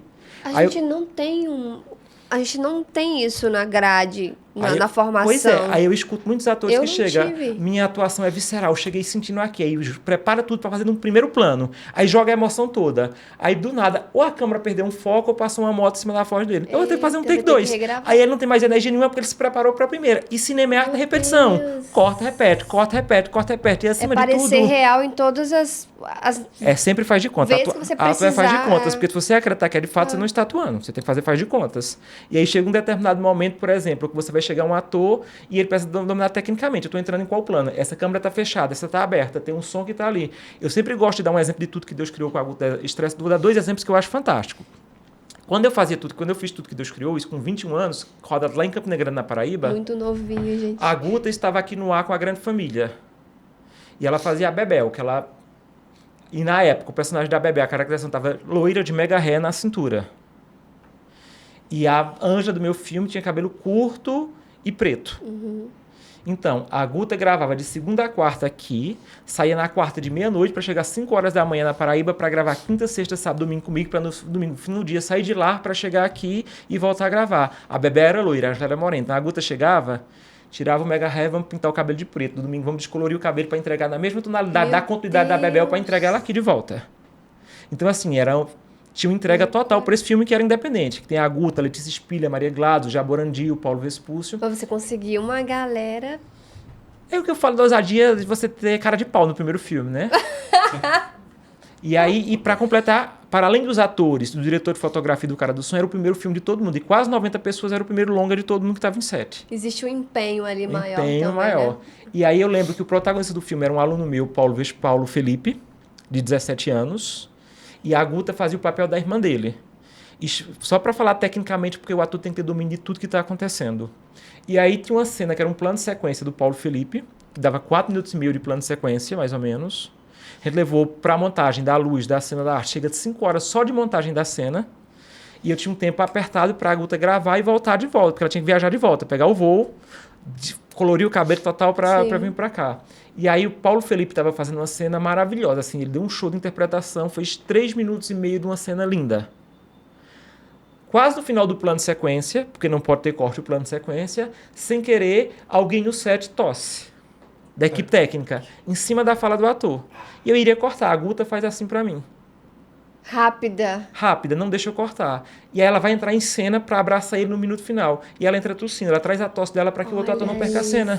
Então, tecnicamente, é alguém que entende o que é que tu tá fazendo do teu set. Uma atriz preparada, né? Totalmente. Presta atenção na cena e também... Que isso é triangular, é você saber o que é que você pode fazer na montagem. Por exemplo, eu tinha outra cena dela com ele, que eles estavam no externa. E era o último dia de gravação dela e eu não tinha muitas coisas para fazer dentro desse último dia de gravação dela. Porque se perdesse aquele tempo, eu não ia ter aquela cena. E ela estava com ele na varanda de casa, uma cena externa. E estava tendo em Campina Grande a final do 13 Campinense, que é quase um fla-flu. São os dois times da cidade. Então era muito fogo, muito carro na rua, tudo isso. Então ela começava a dar um texto dramático dela. Quando ela escutava que o fogo subia, aquele negócio de explodir ou da coisa, ela silenciava, trazia a cena para olhar. Quando o fogo explodia, ela dava a fala dela. Porque ela sabia, se não fosse cima da fala dela, na pós eu poderia limpar o áudio. Nossa, sim. Mas também isso é um ator que entende esse processo, né? Mas é um ator que passou pela formação de entender que todos devem fazer isso. Porque cinema é técnica, né, cara? Porque assim, quando o ator entende tanto tecnicamente do filme, a produção vai amar ele, porque a quantidade de emenda diárias é menor. Não, isso tem financiamento. Sim. Um dia que eu ia gastar, se eu tenho um dia para fazer 4 sequências, com esse ator eu posso fazer 6, porque ele economicamente ajuda meu set a fluir de forma mais rápida, porque ele entende tecnicamente. O ator tem que saber quanto custa uma diária. Porque se eu jogo uma diária para outro dia, porque uma cena caiu por uma questão técnica, em todos os sentidos, eu tenho que pagar alimentação, transporte, diária, todo mundo. É sempre a mais para pagar dentro dessa diária. Então é você entender que tecnicamente você está jogando todo mundo. Não é o ator chegar, eu vou fazer aqui a câmera que capta o som que faça. Uhum. Eu vou jogar com a câmera e com o som, porque tecnicamente o cinema só existe se tiver câmera e som. Não é de qualquer forma que eu vou fazer. Eu tenho que saber, por exemplo, se eu estou num plano fechado aqui com você, eu estou aqui contigo, aí eu estou num plano fechado. Um ator mais desavisado, ele vai perguntar, qual a proporção? Está no teu ombro. Se ele faz isso, ele está fora de quadro porque os braços dele ficaram fora de quadro. Ele não sabe tecnicamente. Mas se ele faz isso, ele está com o braço em quadro e ele não saiu. Ele sabe tecnicamente qual a espacialidade do que ele está ocupando. E também a questão da fala, porque eu aprendi no podcast, porque no início, o convidado e eu, a gente às vezes emendava fala um com o outro e no corte isso dá muito trabalho. Então a gente tem que ter um espaçozinho entre o papo para o corte ficar limpo. E a câmera... Ela pegou em edição, né? Eu editava, né? Eu fazia os cortes no início, aí eu me ferrava. Mas entende por que o ator tem que saber o que é edição? Porque ele tem que dar o respiro do ponto de corte de entrada, para que o montador possa cortar, e tem que dar o respiro para a saída, para saber onde é que corta. Misericórdia, então, são difícil. Muitas questões técnicas, que não é simplesmente sentir ou jogar emoção, é jogar a emocionalidade técnica, porque cinema é técnico. Cinema é técnico, o audiovisual é técnico. Mas vamos falar aqui da realidade, da atualidade. O mais comum que você encontra, meu Deus desse cara, né? O mais comum é você encontrar esses artistas, atores, então, chegando no set sem essa preparação e você tendo que lidar, então, com esse jogo de como que é... Como que é isso, ator? Como é que você lida com isso atualmente, assim? Eu acho que a primeira questão do mundo, assim, não é culpa do ator, porque é culpa do movimento do mercado, de como a coisa está sendo feita. Porque a gente tem atores maravilhosos, viscerais, que não tiveram essa oportunidade, que eles vão ser formados dentro do set. Porque, assim, o que a gente vai falar é quantas horas de voo você tem dentro desse processo de set. Tem pessoas que não vão ter acesso nunca a um processo de formação e a formação dele vai ser a prática. Mas nem todo mundo tem 300, tem 2, 3 filmes por ano para fazer ou na sequência. Você vai esperar 2, 3 anos para fazer outro. Nem todo mundo dessa sorte de você colocar e fazer filmes um atrás do outro. Então, eu acho que tem um processo de entendimento por parte do diretor, que ele tem que saber o que é que ele quer dirigir, o melhor que ele pode tirar daquele ator e, pouco a pouco, já usar o set para explicar no ator disso que ele necessita. Eu acho que é um processo de troca. Porque eu acho que set, de forma geral, e eu tenho batido muito nessa tecla com todos os meus amigos diretores e com a equipe técnica, é um espaço de trabalho, então é um espaço de respeito. Eu não parto do princípio que no meu set, se eu não grito, ninguém grita. Eu odeio grito dentro de set. Eu acho que não tem essa questão do grito. Eu acho que tem uma hierarquia para manter a narrativa da história, de que caminho você quer contar, mas tem um respeito. Então, assim, ninguém tem a obrigação de chegar ali, até pela formação, sabendo tudo. Inclusive eu, como diretor, que não vou saber tudo. E eu tenho que dar espaço também para o ator construir, porque o ator não é dei play e ele repete simplesmente aquilo que eu quero fazer. Eu quero trazer essa contribuição do artista, do ator para trocar. Então, eu acho que o primeiro ponto de tudo é que nossas produções elas estão tão precarizadas do princípio financeiro do tempo que a gente fez, que a gente esqueceu de uma parte muito importante do processo de construção de qualquer produto que vai envolver o ator, seja cinema, teatro, novela tal, que é o processo de ensaio. A gente só tem dinheiro para fazer o filme, mas não tem dinheiro para pré. E às vezes a gente precisa ensaiar. Nossa, é real. E o ator ele só vai conhecer o diretor só vai conhecer o ator e vice-versa quando eles ensaiam. Então, muito dessa questão técnica, ela vai ser construída a partir do ensaio. O problema é que nas nossas produções de hoje em dia, com pouco recurso que a gente tem, e a facilidade e a rapidez que a gente quer fazer as coisas, a gente não quer mais ensaiar. A gente quer fazer essa maneira de ensaio que entra dentro do set. Será que isso é possível para a gente descobrir uma história, ou seja, para descobrir o humano do ator e do diretor das duas trocas? Porque tem o ator que vai chegar com suas fragilidades e o diretor com as suas. Sim. E às vezes um precisa acolher o outro, dentro dessa troca das duas fragilidades de ator e diretor, para que juntos a gente possa construir. E esse espaço de acolhimento não pode ser dentro do set, porque esse set é local de fazer, de realizar. Esse espaço de encontro é no ensaio, onde a gente vai construir a confiança para saber potencialidades e fragilidades. E daqui o que a gente vai tirar dessa narrativa para levar para o set, que vai refletir na tela. Então eu acho que hoje, muito mais que o processo de fazer, a gente tem que pensar no processo de pré-produzir. O processo de pré-produzir requer que você ensaie. E o problema dos filmes hoje é que ensaio está sendo uma leitura do roteiro e vamos gravar. Mas isso você fala tem a ver com a questão do dinheiro e do tempo. Eu acho que tem duas questões, né? Em editais, como estão muito precarizados, a gente pensa muito mais em investir tudo no momento de realizar e pós-produzir e não de pré-produzir nesse tempo de ensaio. E eu acho que tem, assim, a gente passa tanto tempo sem filmar muitas coisas, nem todo mundo consegue estar sempre dentro do set, que tem uma ânsia muito grande de produzir. Teve a ideia, já quero fazer amanhã, você já quer estar dentro do set. Parece que fazer é só quando você está gravando, não quando você está pré-produzindo, preparando, tem essa ansiedade. Então vem muito também desse processo do diretor, dos atores, de querer fazer a coisa rápido demais. E se esquecer de curtir esse processo tão maravilhoso que é a pré-produção, que é o ensaio, que é um processo de investigação, de descoberta, porque o diretor tem o filme que ele escreveu, tem o filme que ele decupou, o filme que ele sonha, e o filme que ele descobre durante o ensaio. O problema é que a gente está descobrindo o filme no set e não no ensaio. E o filme que vai nascer depois de tudo isso, né? Mas o filme que vai nascer, como a gente teve pouco ensaio e pouca decupagem para entender que filme é esse, vai ser tão louco dentro desse set que a gente está pensando coisas que talvez não dê conta. Porque às vezes, por exemplo, o diretor pensou numa cena que vai ser um plano que nós dois vamos ter um plano conjunto.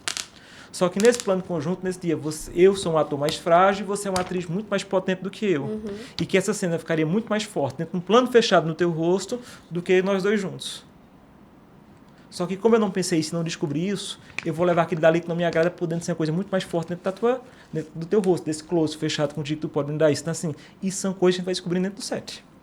Principalmente dentro do sistema independente, que a gente trabalha com uma câmera, não tem 2, 3 para poder agilizar esse processo, é muito importante que a gente pense antes do filme para poder entrar no set com a exatidão do que a gente vai fazer, não experimentar lá dentro e escolher. Daniel, uma aula que a gente está aqui recebendo hoje de graça. Porque se você vai experimentar ter o filme dentro do set, tu não sabe nem quantas diárias esse filme tem. Sim. Tu não chegou com esse filme decupado, que é desse princípio. Por exemplo, uma coisa que eu bato muito com os atores que eu formo. Vai conversar com o teu diretor, cobra dele storyboard e plano de filmagem. Isso. E a gente tem e assim, o diretor brasileiro, ele não dá, ele vai descobrir no set. Porque assim, um diretor que não tem um storyboard e um plano de filmagem, ele não pensou o filme dele. Porque o ator tem que saber, se essa cena é plano fechado e está no meu rosto, eu vou preparar minha emoção toda para aqui. Por que você tem uma cena de plano aberto, que eu estou tomando café da manhã, que não existe tanta força, por que eu vou gastar tanto nisso aqui, se tecnicamente eu posso cumprir isso aqui dele? Perfeito. Então você tem que saber exatamente qual filme que você está contando. Então, qual o peso dramático dessa cena, para saber se está num plano aberto, fechado, e qual o peso dramático que me ator, porque muitas vezes a cena poderia ser só no teu rosto e só meu off. E o ator também gasta essa energia, né, em uma cena que ele não precisaria, e aí você perde aquela que poderia ter ficado mais bonita, mais potente. São muitas perdas, né? Porque aí o diretor, pro ator, pra equipe, que também às vezes...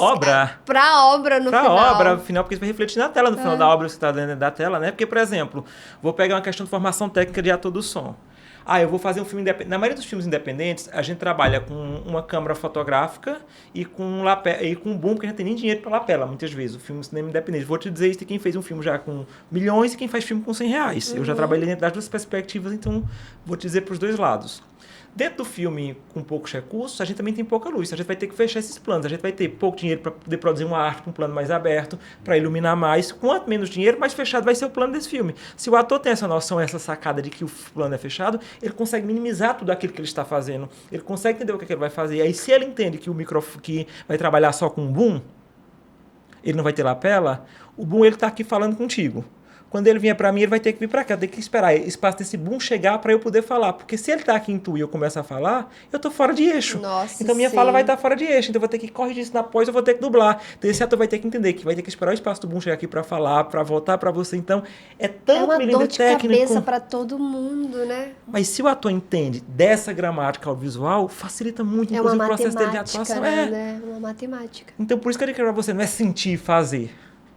É tecnicamente o ator também decupar tudo aquilo que é proposto para ele dentro do set, para ele saber o que, é que ele está fazendo, para ele saber exatamente, por exemplo, eu estou chegando dentro de um set e senti que esse set nunca grava de primeiro o take. Ele precisa 2, 3 para poder afinar. Então ele vai se preparar para não jogar tudo de uma vez, ele vai guardando na medida que ele vai poder dando para poder entender o que é que ele vai fazer, porque ele também tem um espaço depois, quando ele tem muita convicção do diretor, o diretor fez, deu para mim, já tem um válido. Posso mais um? Porque porque eu sei que eu posso entregar mais, porque o diretor já tem o válido. Se não der certo, tudo bem, se der certo, ótimo. Ele está levando uma opção para o set. Mas tem que ter essa negociação. E uma coisa que eu vejo muito com os atores de forma geral também, e com a equipe técnica, é que como tem um desconhecimento técnico dos atores, e ele não é preparado para isso, muitos atores que eu vejo, eles chegam dentro do set e eles só jogam com o diretor e assistente de direção. Parece que não existe o câmera, que não existe o som. Ele não chega para perguntar. Ele deveria chegar para perguntar. Eu estou em quadro, isso está bom? Ele pode perguntar a essas pessoas por que ele não está chegando, interagindo com todo mundo, está esperando só que o diretor diga. Nossa. Existem outras pessoas ali também dentro do set. Então, tecnicamente, ele tem que entender esse set todo que ele está lá, conversar com as pessoas, entender também. Porque muitas vezes o diretor de fotografia, o diretor de som, tem uma dica massa demais para dar para esse ator. Mas como o ator não deu espaço, ele também não ultrapassa essa fronteira. E existe uma falta de comunicação. Então, eu acho que a gente devia entender que a comunicação do set é muito importante entre todas as pessoas que compõem esse set. Uma cadeia, um organismo, né, vivo ali. É interessante isso, porque o diretor, ele às vezes está com tanta demanda que é o câmera, que é a pessoa do áudio, que vai estar observando algo que não foi observado ali. Eu vou te dizer uma melhor. Muitas vezes o diretor não sabe nem o que é que ele está fazendo atrás da câmera. Ele está ali só para dirigir. Tem muitos diretores que não sabem. Então, quem sabe é o câmera. Então, o câmera vai te ajudar muitas vezes, muito mais que o diretor que não sabe o que é que está fazendo ali atrás. Olha a dica do André, hein, pessoal? Mas eu te perguntei antes, eu vou voltar aqui com uma pergunta sobre o desafio. Eu perguntei até no passado, o que você considerou como o maior desafio para seguir essa carreira. Mas eu pergunto até de maneira mais atual. Para quem pensa, sabe, eu quero fazer cinema, seja como ator ou mesmo, principalmente, que é a sua área, dirigir, para além das políticas públicas também, que a gente sabe que precisam melhorar. Se você quiser também falar algo que você pensa a respeito, o que você acha que deve mudar, mas qual que é o maior desafio, assim, atualmente? Eu acho que o maior desafio foi lá atrás para mim e continua sendo até hoje, as pessoas entenderem que o que eu faço é meu trabalho. Porque é isso que eu falo da questão do sacerdócio da arte. Tu pode filmar isso ali pra mim, tu vai fazer isso assim, mas ninguém pergunta quanto custa. Então, assim, tem uma questão que parece que o que a gente tá fazendo é brincando. As pessoas têm um discreto na profissão e na gente, quanto profissão, de não poder precificar. E a gente tem vergonha de precificar o nosso trabalho para essas pessoas que estão muito próximas. Nesse sentido, que eu acho que o maior desafio para mim hoje em dia foi e continua sendo, é ter que toda hora estar dizendo para as pessoas, isso é um trabalho e eu cobro. Pedem desconto? Nem querem pagar. Vixe, Maria, é pior ainda. Então, assim, é isso. Você tem que entender que o que a gente está fazendo muitas vezes desse processo é entender que é um trabalho e que esse trabalho ele tem um custo. Você já tem um nome forte, né, Hoje André? em dia, tem um nome forte. Você tem já uma carreira consolidada. Isso ainda acontece Isso mesmo? ainda acontece, principalmente das pessoas mais próximas, quem está mais próximo. Isso ainda acontece principalmente do lado de quem está mais próximo disso aqui. E por mais que eu tenha carreira consolidada, uma das coisas que acontece muito, inclusive, são outras pessoas que também têm a carreira consolidada que chegam para você, mas eu vou te ajudar a mostrar teu trabalho. Mas mostrar mais o quê, minha gente? Eita. Então tem isso assim, nesse sentido. Então eu acho que a gente tem que pensar sempre nesse processo de troca que a gente está fazendo, mas que é uma troca de trabalho, trabalhista. Então assim, esse processo de reconhecimento é reconhecimento dos amigos, é reconhecimento de quem te contrata, é reconhecimento do poder público, é reconhecimento dentro da família, dentro de casa. São tantos reconhecimentos que a gente precisa dizer que é profissão, isso que a gente está fazendo, por isso que a gente estuda, por isso que a gente se especializa nisso, para a gente poder entender, porque poderia dizer que era incentivo das pessoas, mas o incentivo parte principalmente desse princípio, das pessoas não precificarem o trabalho. Entender? Existe uma dificuldade muito grande de achar que a gente está precificando, e quando a gente bota preço, ainda está caro. Então vai estudar 20 anos como eu estou fazendo, vai comprar esse equipamento de treinar aqui, vai pagar seguro de equipamento, seguro de vida. Cinema São tantas coisas. É caro. É Audiovisual, caro. de forma geral, é caro. É muito caro. Audiovisual é caro. São muitas coisas envolvidas para além do tempo, e aí são equipamentos, é seguro, o burocrático, depois que você falou aqui um pouco, que também envolve dinheiro, é energia, todo o teu estudo de anos. E tem invisível, eu sempre digo para as pessoas, porque, por exemplo, quando eu vou fazer algum trabalho com as pessoas, eu chego e digo, custa tanto. As pessoas dizem, mas só isso vai cobrar tanto? Eu vou te contar uma história. Tu tem um computador. Teu computador deu problema. Aí tu chega para mim, como técnico de computador, e diz para mim, esse computador deu problema, ninguém está conseguindo resolver. Aí eu vou lá e troco 2 parafusos. Aí ele diz, quanto? Ele diz, R$400. Mas tudo isso eu digo, mas tudo isso para trocar só 2 parafusos, a troca dos 2 parafusos foi 50, a expertise foi 350. É isso, que ninguém conseguiu resolver. Porque tem isso, porque ninguém vê o invisível, né? A gente só vê aquilo que é técnico que tá botando na mão. Ninguém vê o invisível, da expertise para poder operar aquilo. Sim. Você viu, assim, como um médico, né? Que estudou e às vezes ele vai fazer, é só isso aqui, é uma coisinha. Você não questiona um médico. Olha que loucura, você não questiona. Na cirurgia ou alguma coisa ali, aí você fica assim, gente, era só isso, era só esse remédio, era só... Eu tive um problema de saúde, por exemplo, muito aleatório, assim, mas eu lembro disso. Tive um problema de saúde e, sério, assim, que tava me incomodando muito. E aí o médico me passou um pozinho, falou, você vai tomar isso aqui só uma vez. Eu falei, mas é só isso, tá doendo tanto. Só que você não questiona o valor daquele trabalho, aquele serviço, porque é a saúde. Você pensa, não, tudo bem, perfeito, eu vou gastar quanto for preciso para ficar bem. Mas aí quando a gente leva isso para serviços, muda, né? Você quer precificar. Mas é o invisível que a gente fala, que a questão que a gente não vê invisível, que é o tempo de investimento que você tem. Por exemplo, quando você diz, ele que trabalha com edição, vou fazer uma edição, como é sozinho, ninguém vê o processo de edição, como é longo. As pessoas acham caro a edição, mas vai fazer um processo de edição para tu entender a narrativa que junta com isso, que isso daqui tem esse time presente dentro da tela. São tantas coisas, a galera não quer ver o invisível, acha Sim. que é prático. Só o que chegou ali, então...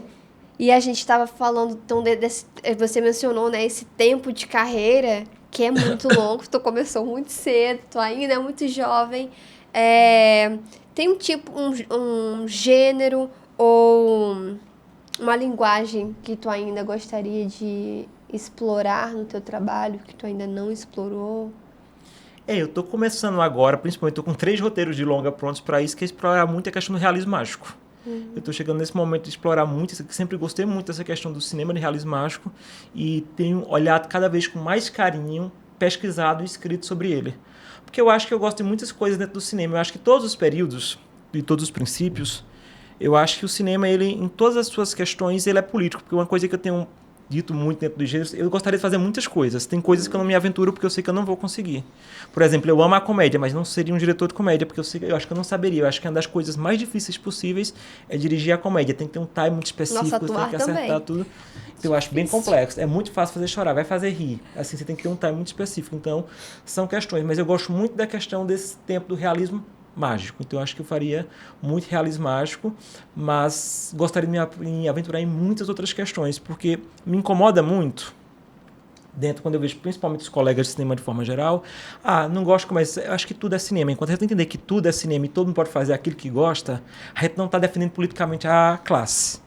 Eu acho que defender a classe é entender que existem muitos tipos de cinema, cada um está livre para fazer o que quiser e que todos são cinemas. E que junto a gente consegue brigar politicamente por políticas. Mas enquanto a gente estiver brigando entre a gente se o teu cinema é mais do que o meu, aí a gente está fazendo um desserviço para nós próprios. E eu tive uma pergunta aqui, polêmica, André. Você falou disso aí, eu vou perguntar. Existe essa competição entre cineastas nesse meio? Porque a gente vê vocês sempre lançando algo grande e o nome de vocês... E o Nordeste agora tá produzindo muita coisa, né? Nós estamos sendo vistos, assim, de uma maneira diferente. Tá pop, né? O Kleber lançando agora, o Agente Secreto. Aí tem o Último Azul... Acontece isso, assim, no meio? Porque no meio, entre atores, acontece muito, né? Tem muito, assim, uma disputa, tem... Eu acho que acontece até pela desinformação, porque é isso que a academia faz, né? A academia começou a trazer pra gente que esse cinema é menor do que esse, porque existe esse cinema muito cool pra você fazer. Quem vem da academia já vem com essa visão de que esse cinema é muito cool, tem que ser cabeça. Esse cinema é pra todo mundo, cara, assim. Eu acho que se a gente for estudar cinema pra todo mundo, a gente vai estudar a história do cinema brasileiro. Porque quando a gente fala que o Nordeste é pop, mas o Nordeste sempre foi. Cinema novo surge no Nordeste. Sim. E pra começar... Segundo A pré do cinema novo, ela surge na Paraíba com Aruanda, de Linduarte Noronha e Romero da Guia, para depois vir para a Bahia, para o Deus e o Diabo na Terra do Sol. Então a gente já tem um cinema nordestino que vem lá de trás. Só que os meios de produção eram muito mais caros, os estudos estavam aqui na região sul, na região sudeste, na verdade, estavam na região sudeste, e não lá, então tinha muito mais dificuldade. Então, aos poucos, o cinema foi voltando para nós, só que a gente é uma arte que a gente precisou ser atacada em muitos períodos, né? A gente foi atacado em momento de ditadura. Aí a gente vai ter um cinema muito forte nos anos 80, a gente vai ser a morte do cinema com a era Collor no cinema brasileiro, que vai matar esse cinema brasileiro para surgir alguns anos depois do cinema brasileiro. Aí quando a gente está se equilibrando de fato, aí vem Temer com a instituição do Ministério da Justiça, para a gente vir esse governo Bolsonaro, que acabou com tudo que a gente imaginava e criminalizou a arte. Nossa, sim. Para depois a gente voltar agora com esse cinema de novo. Então, assim, são tantos ciclos que é isso que eu digo assim, não dá pra gente começar a brigar, esse cinema é cool mais do que esse outro, não, porque se a gente for pensar... A gente vai dizer, então existe um cinema mais que o outro, porque eu posso, da mesma forma, amar todos esses cinemas que eu gosto. Por exemplo, uma coisa que eu amo e que eu acho que é muito fundamental dentro da cinematografia brasileira, fez a gente ter plateia por muito tempo dentro do cinema brasileiro, quando o Collor estava ali, estava matando o cinema nosso, de forma geral, que é Xuxa e os Trapalhões, cara. Eu acho que é sensacional o que eles fazem e que leva muitas pessoas ao público, e que leva muitas pessoas ao cinema. Uma das coisas mais fantásticas do cinema brasileiro são os Trapalhões no Alto da Compadecida. É fantástica a abordagem estética dos Trapalhões no Alto da Compadecida, tecnicamente. Então você tem que pensar que tudo é cinema, da mesma forma que eu gosto de outras tantas coisas que não vão ter acesso dentro desse cinema. Um filme maravilhoso que, infelizmente, não chegou ao circuito comercial dessa safra nem tão nova, porque isso é um filme do começo dos anos 2000, que é um longa chamado Amigos de Risco, do Daniel Bandeira, lá de Recife. Que até com o Irandi Santos, esse longa, que poucas pessoas tiveram acesso. Então, não conheço. São tantos cinemas, são tantos cinemas que a gente tem dentro do cinema brasileiro que a gente precisa ver. A gente tem um país de dimensão continental. Então, o que chega pra gente é tão mínimo do que se produz. E o que se produz dentro das periferias, que a gente está falando muito, mas, por exemplo, à medida que a gente fala da produção da periferia, e eu venho de uma zona rural, a gente não está falando da zona rural, e a zona rural é totalmente invisibilizada que vem de lá. A gente fala muito mais das pessoas que apontam a câmera para a zona rural, do cinema da zona rural, do que as pessoas da zona rural que estão produzindo seu próprio cinema. E é um cinema que não está chegando para a gente. E se você pegar hoje dentro do Brasil, se a gente for pegar a questão do curta-metragem, que mais se produz experimenta nesse momento, tem 5 mil loucos fazendo cinema dentro do Brasil. Sim. E nesse momento que muitas produções, eu acho que também com esse movimento do Oscar, as pessoas tiveram esse movimento, ele ficou mais forte de eu vou fazer meu filme também. Mas eu acredito que ainda falta uma política pública, algo que ajude a escoar essas produções, né? Porque existe uma concentração e às vezes você não sabe onde... A gente que está pensando em fazer um curso independente, mas pensando, não, a gente já tem roteiro e tudo, então tá num processo. Mas a gente ainda nem sabe, nem chegou na parte de pensar como é que a gente vai distribuir isso. E que também, não sei se na formação traz... Você vai descobrindo, mas você não sabe. Então, muita gente com obras na mão, né, prontas, que não existe uma política, algo que vá... Tem o edital, existem os festivais, mas ainda não são acessíveis para todos. É porque eu acho que essa questão de escoar, ele parte de 2 princípios. Parte do princípio do realizador, que ele precisa não só escoar o seu trabalho, como ele precisa se monetizar por esse trabalho, porque a gente tem que falar que escoar também é vender e monetizar. Esse processo do filme, porque parece que às vezes é só exibir, porque o festival vai te dar a possibilidade de exibir, mas ele não vai te monetizar esse festival.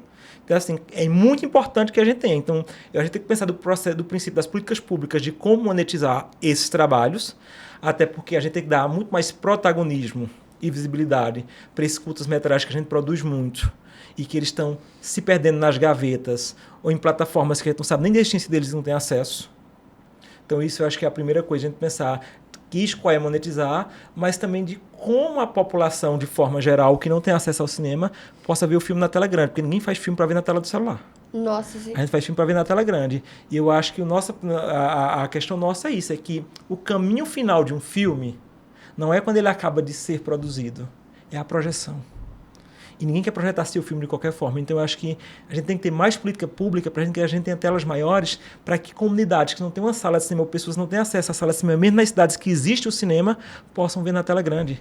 Porque uma das coisas que eu acho que fez muito sucesso quando a gente fez o Comunicurtas lá em Campina Grande e que atraía toda a população local, é que a gente tinha uma política que era: o festival de cinema não é só a exibição, o momento de exibição do filme, ele é o ano todo. O que a gente fazia? A gente fazia oficinas o ano todo, para que a população local fizesse seus curtas que eram projetados nessa tela grande. Porque assim, eu quero ver o filme do outro, mas eu quero me reconhecer na tela também.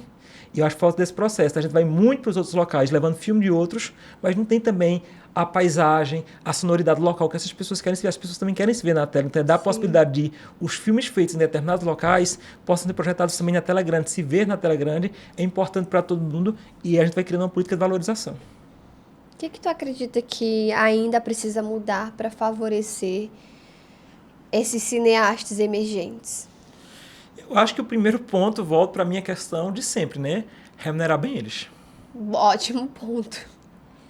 Para que eles possam não ter que fazer outra coisa na vida e nas horas vagas serem cineastas, que é isso que as pessoas fazem, né? É o que a gente faz, né? Fazer outras coisas na vida e nas Daniel horas vagas. faz. engenheiro, diretor. As pessoas fazem outras coisas na vida e nas horas vagas ficam cineastas porque não pagam as contas, não é isso. Então, assim, acho que a gente tem que começar a pagar essas pessoas para que elas possam ser cineastas em tempo integral. E eu queria te perguntar também, colando aqui, a relação, né?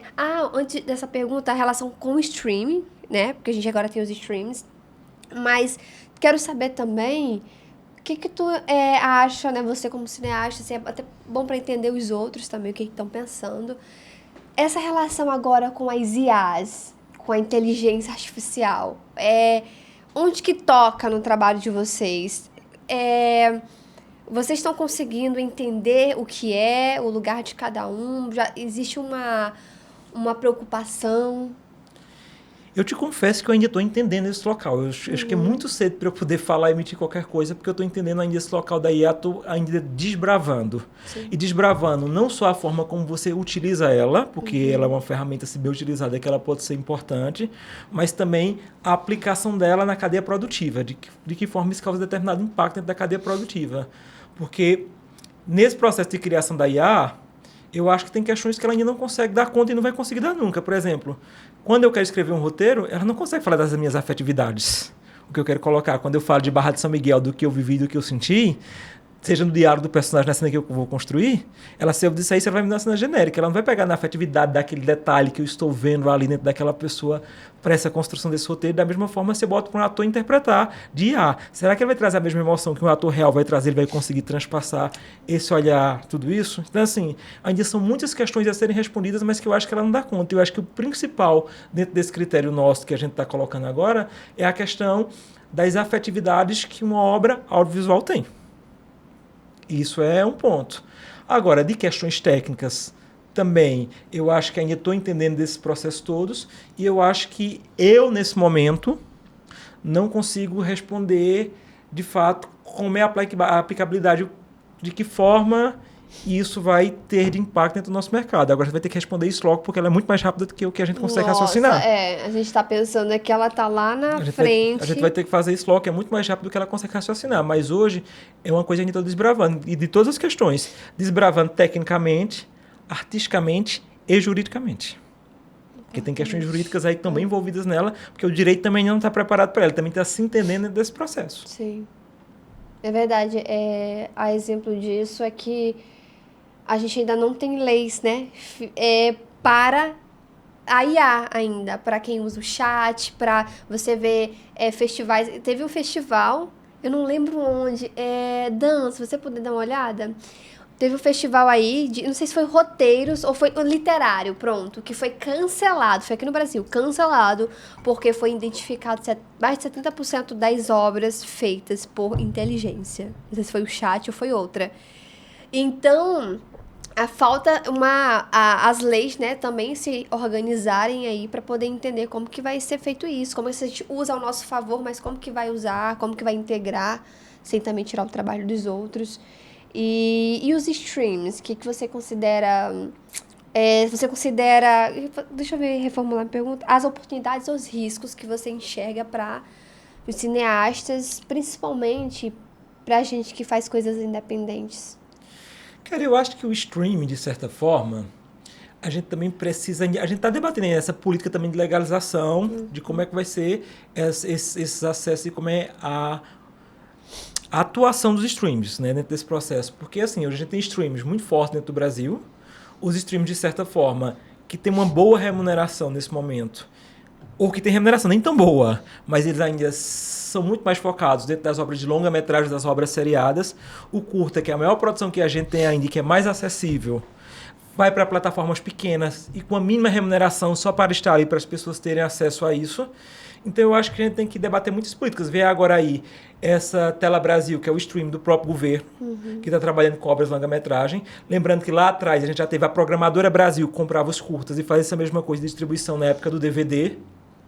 Então, eu acho que a gente está participando desse processo também, que é uma coisa que a gente ainda vai entender esse streaming, não do processo de acesso, porque o acesso eu acho que já está bem claro para todo mundo e de como ele é acessível para as pessoas, mas da parte que toca a cadeia produtiva, que é essa parte de como é que vai ser remuneração para essas pessoas e também o acesso para colocar as obras, porque o streaming também, por mais que ele tenha democratizado, nem toda obra está lá ainda. Sim. Nossa, a gente sabe que a gente precisa ter assinatura de 5 para ver uma obra e às vezes você não encontra aquela obra. Inclusive filmes que são indicados aqui, que às vezes eu procuro não tem lugar nenhum. A exemplo, o Inferninho. Não encontra. No YouTube você às vezes acha, mas a qualidade não tá boa, porque alguém jogou lá de forma assim... Mas é porque eu acho que parte disso, né? Do princípio de que a gente dá tanto trabalho de fazer um longa-metragem no Brasil independente. E aí, quando a gente faz o longa-metragem independente, a gente vai ter que dar a sorte que a distribuidora queira ver teu filme para que ela possa distribuir e chegar a algum local. Nossa, então, assim, parte desse princípio, assim, de que ainda a gente parte por um processo de acesso às distribuidoras para que possa chegar numa sala de cinema, para que possa chegar no streaming, ou então tu entrar dentro de um festival de cinema, dar a sorte de alguém do streaming ver e querer convidar teu filme para estar na plataforma, para poder colocar ele ali. Então, é muito complexo ainda esse processo também do streaming, porque a gente está falando desse processo de acessibilidade, das obras serem vistas e das obras serem colocadas. Porque tem uma questão que a gente fala desse processo de produção que eu acho que é importante, mas também tem uma parte que, fazendo a culpa agora da parte dos diretores, que eu acho que a gente também tem que pensar dos dois modos. Eu acho que também tem muita gente produzindo muita coisa, e eu acho que vale todos os tipos de experimentação, mas eu acho que para um filme chegar no stream ou numa sala de cinema, a gente tem que pensar no mínimo cuidado técnico com esse filme. Não é nem só na qualidade técnica, no cuidado técnico. Porque muitas vezes você tem um filme que teve uma puta captação de imagem, mas você não consegue nem escutar o som do filme. Nossa, sim. O que está cheio de ruídos que dentro de uma sala que ele vai estourar dentro do ouvido. Então, assim, tem muita gente fazendo muita coisa também, mas tem muita gente com nenhum cuidado técnico nessa coisa que está fazendo também. Para entregar logo nessa pressão também de preciso fazer, preciso estar nesse movimento. Para poder, que é isso que eu falo, dessa ansiedade de fazer de qualquer jeito, de que vai fazendo de qualquer jeito, não ter esse cuidado técnico. E, por exemplo, quando você vai para uma plataforma de streaming, quando você vai para algum canto, tem uma questão jurídica. Eu conheço pessoas que têm um filme maravilhoso, mas se preconceceram de pegar uma autorização de imagem dentro de um documentário, que botaram uma trilha sonora, que não tinha autorização para botar aquela trilha ali para fazer essa conexão da trilha, que se você precisa ter ali, porque senão você vai pagar. Então, assim, são tantas questões que as pessoas têm, porque é isso. Não adianta fazer a obra se ela não pode circular. Sim. E muitas pessoas pegam qualquer trilha sonora e vamos jogar ali essa trilha sonora. Porque, por exemplo, existe um desconhecimento, vou pegar uma trilha sonora do Noel Rosa que está em domínio público. O Noel Rosa está em domínio público. O fonograma que você está usando está? Porque ele está. Mas vamos supor, você pegou, gravou a música. Então o fonograma é seu. Eu tenho até o Noel Rosa livre. Mas a sua performance sonora que tem ali eu não tenho. Então você tem que me autorizar para que você coloque aquilo ali. Então são tantas questões jurídicas que a gente tem que pensar na hora de fazer uma obra para ver se ela pode circular também. A gente acha que é só deixar a obra pronta. Nossa, muito importante isso. Por exemplo, eu vi um filme agora, longa-metragem de um amigo meu. O filme é maravilhoso. Ele não tem um contrato de ator. Que isso? Porque essa história foi feita independente, todo mundo foi na boa fazer isso assim. Não, a primeira... Olha, eu sou da formação marketing e publicidade, né? Eu sou muito chato com isso. Daniel sabe, você saiu daqui, amanhã eu já tô te enviando o doc de autorização de imagem. E mesmo um trabalho independente, a primeira coisa que eu falo pra ele, vamos pegar a assinatura de todo mundo. Mas eu gravei uma ceninha pra Instagram, um monólogo com uma colega. Eu fiz ela assinar. Aí sabe o que aconteceu? Aí, olha que loucura, né? Eu fiz ela assinar e poderia ser só um vídeo nosso, um monólogo pra internet. Meses depois, a gente parou de se falar e aí ela se removeu da colaboração.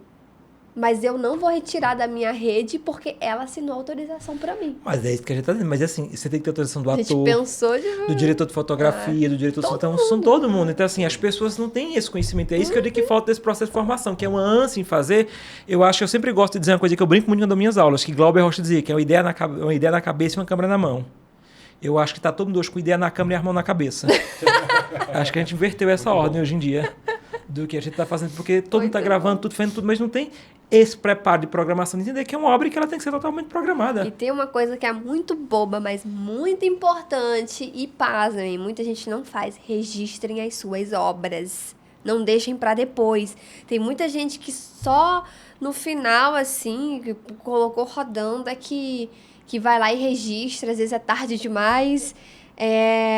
Mas também isso tem que ser pensado muito no começo, né? Seja um roteiro, seja qualquer coisa. A gente tá indo mais pro final. Você falou muita coisa interessante. Foi uma aula, André, isso Nossa. aqui. Eu adorei, assim. Fiquei muito empolgada.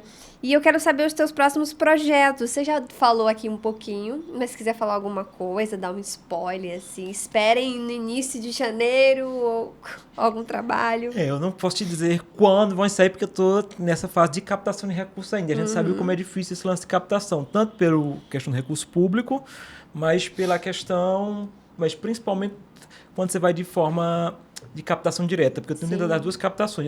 Eu tenho tentado não ser refém dos editais, que são sazonais ainda pra gente, eles não chegam todas as vezes. E, por outro lado, eu tenho buscado outras ferramentas que a gente possa patrocinar diretamente os filmes nossos, tentando descobrir, vem nesse processo de descoberta. A gente também tá fazendo isso. Então, eu, nesse momento, estou com 2 longas engatilhados, Sim. que é o Na Linha do Mar e Ina ao Amor, mas não sei quando eu vou filmar, não sei quando é que vai acontecer, nenhum dos dois. E, paralelo a isso, eu estou nesse revisitar de buscando alguns depoimentos para poder fazer um documentário sobre a minha voz, sobre esse movimento musical que ela criou no interior da Paraíba, que é um movimento genuinamente brasileiro musical e que, inclusive, eu, Neto, cresci ali e desconhecia muitas coisas e agora que eu estou redescobrindo isso. Então, é as duas coisas nesse momento que eu estou mais aí. Estou escrevendo outras coisas de curta, de longa e nunca paro de dar aula, né? Isso, perfeito. E geralmente, a cada 6 meses, eu faço cursos livres, tanto de atuação quanto de produção. E a produção produção é nesse sentido, que você traz a tua ideia, a gente desenvolve o argumento, desenvolve o roteiro, depois vai desenvolver toda a parte burocrática que seria esse filme, para você deixar ele pronto para a inscrição. A atuação, você fala, é essa preparação que falta para a maioria dos atores. Vou fazer esse curso com você. Por favor, Próximo vamos lá. que eu souber, eu já vou ficar ali. Por favor, vamos lá. Mas preciso disso. E aí eu trabalho muito nessa questão, que é um curso que dura 3 meses e que a gente vai nesse processo de prática e teoria. Estou dentro. E alguma mensagem que tu deixaria para os jovens cineastas que sonham fazer cinema nesse Brasil? Às vezes, quem está assistindo a gente está numa cidade do Nordeste menorzinha, né? E não tem muita referência. O que tu deixaria, assim, de mensagem para essas pessoas? Cara, que aponte a câmera pro quintal de casa, que ele é rico. Perfeito. Suas ideias podem surgir de lá, né? Totalmente. Nossas raízes, é verdade. Porque eu acho que a gente tem muito domínio e muito envolvimento para contar essas histórias. E às vezes eu acho que de tantas pessoas quererem botar a goela abaixo um Nordeste que não é o que a gente vive, a gente começou a abrir mão e ter vergonha de contar o que estava dentro da casa da gente. E eu acho que se a gente começa a olhar esse sentido, a gente vai trazer inclusive novas narrativas que não estão acessíveis para as pessoas. Vai deixar de copiar o que os outros fazem e começar a trazer coisas mais autênticas que partem do canto de onde a gente vem. Perfeito. E fui lá pro meu quintal agora, lembrando das coisas de casa. E alguma coisa que você gostaria de falar que você não falou? Porque tua história é longa, né? Você começou muito cedo. Imagino que tem coisa que não dá tempo, mas se tiver algo que a gente não passou, que você queira... Não, eu acho que só isso, né? Que o cinema ele é possível, ele é acessível não só de consumir, mas de fazer. De fazer. E que dentro de um processo de democratização do audiovisual, de tantos meios acessíveis que a gente tem, eu acho que a gente pode fazer cinema com a Red, mas pode fazer com o celular e ter uma puta história a ser contada. Mas que não adianta ter uma puta história se não entender burocraticamente como é que essa história circula. Então, eu acho que o primeiro ponto de fazer cinema, para quem está na frente da câmera e para quem está por trás dela, é poder estudar. E tu já pensou em atuar? Aparecer nos filmes, tipo o Cláudio Assis já apareceu assim no filme, alguns diretores aparecem, né? Quando eu comecei, todo mundo pensava, por causa da minha avó, tudo isso, que eu fosse ser ator e fosse estar na frente do palco, na frente da câmera. Teve essa expectativa, mas eu sempre gostei muito de estar por trás dela. Eu acho que meu universo é muito mais por trás da câmera e deixar aquela ponte para aquilo que eu estou enxergando, muito mais do que ser visto por ela, eu gosto de transmitir aquilo que eu estou vendo. Perfeito. Nunca foi uma ideia minha querer atuar, não. Então, a gente vai agora para um quadro 2, né? Que eu vou... Acho que é isso. Deixa eu ver, gente, que muda um pouco a pergunta. Nordeste Flix. É um quadro que a gente pergunta aqui para você. Eu vou te pedir uma indicação de um filme. Para quem tá assistindo o podcast, assiste esse filme. Eu assisto todos. Tem um monte de filme que eu descubro aqui. Eu acho muito legal isso. A única condição é que esse filme ele tem alguma conexão com o Nordeste. qualquer conexão. O diretor, o produtor, eu escrevi, eu dirigi algum seu. O que você quiser. Eu já vi... Desculpa, perdão.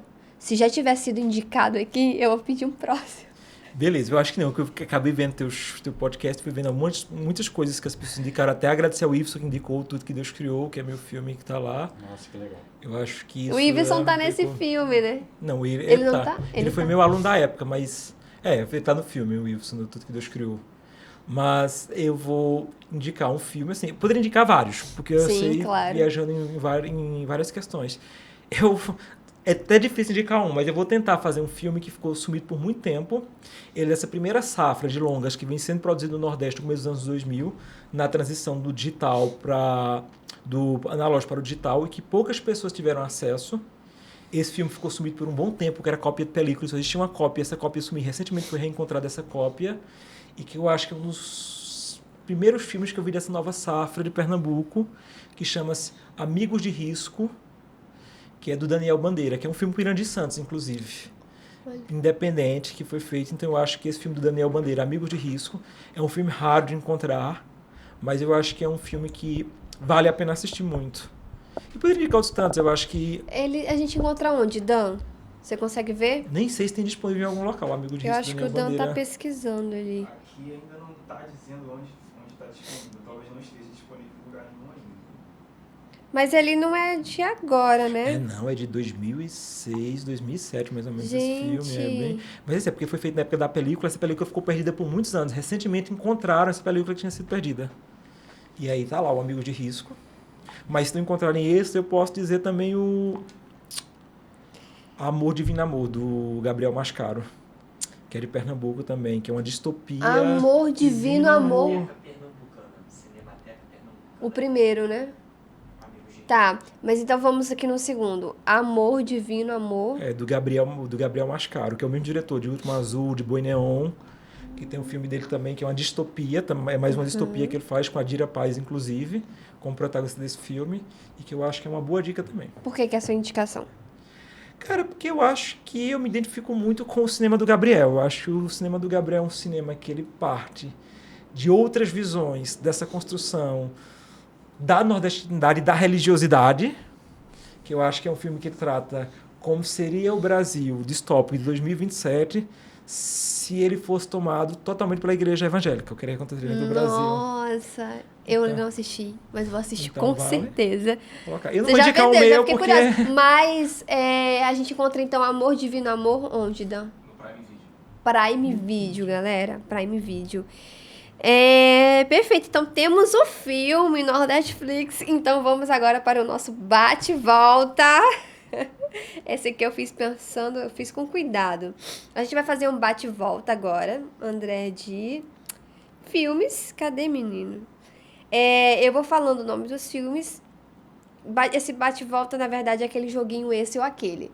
Aí você vai escolher entre os filmes. Mas você só pode Que escolher... coisa difícil. Não, porque assim, o meu sonho era fazer esse quadro com cineasta, gente. Meu sonho. Mas é tão complicado fazer cineasta, porque às vezes são filmes de amigos, e você quer de um, não quer de outro amigo. Por isso que eu vai ficar estou... dificílimo. Começou a ficar vermelha aqui, Vai ficar André. dificílimo. Mas é por isso Assim que eu... é que é bom, com desafio Assim é que é melhor bom. ainda. Olha que eu vou aprender, vou fazer uma coisa aqui no Rio. Malandragem, hein? Na sua resposta. Olha, eu nem coloquei muitos. Deixa eu ver. Nem coloquei muitos. Mas eu vou aqui. E outra coisa, você não pode explicar, tá? Tipo, eu gosto muito desse que é meu amigo, porque não sei o que, mas eu vou escolher esse. Não, bate e volta. Só vai... Respondeu, acabou. Vamos lá, André da Costa Pinto. Vamos começar com O Som ao Redor ou Centro Ilusão? O Som ao Redor.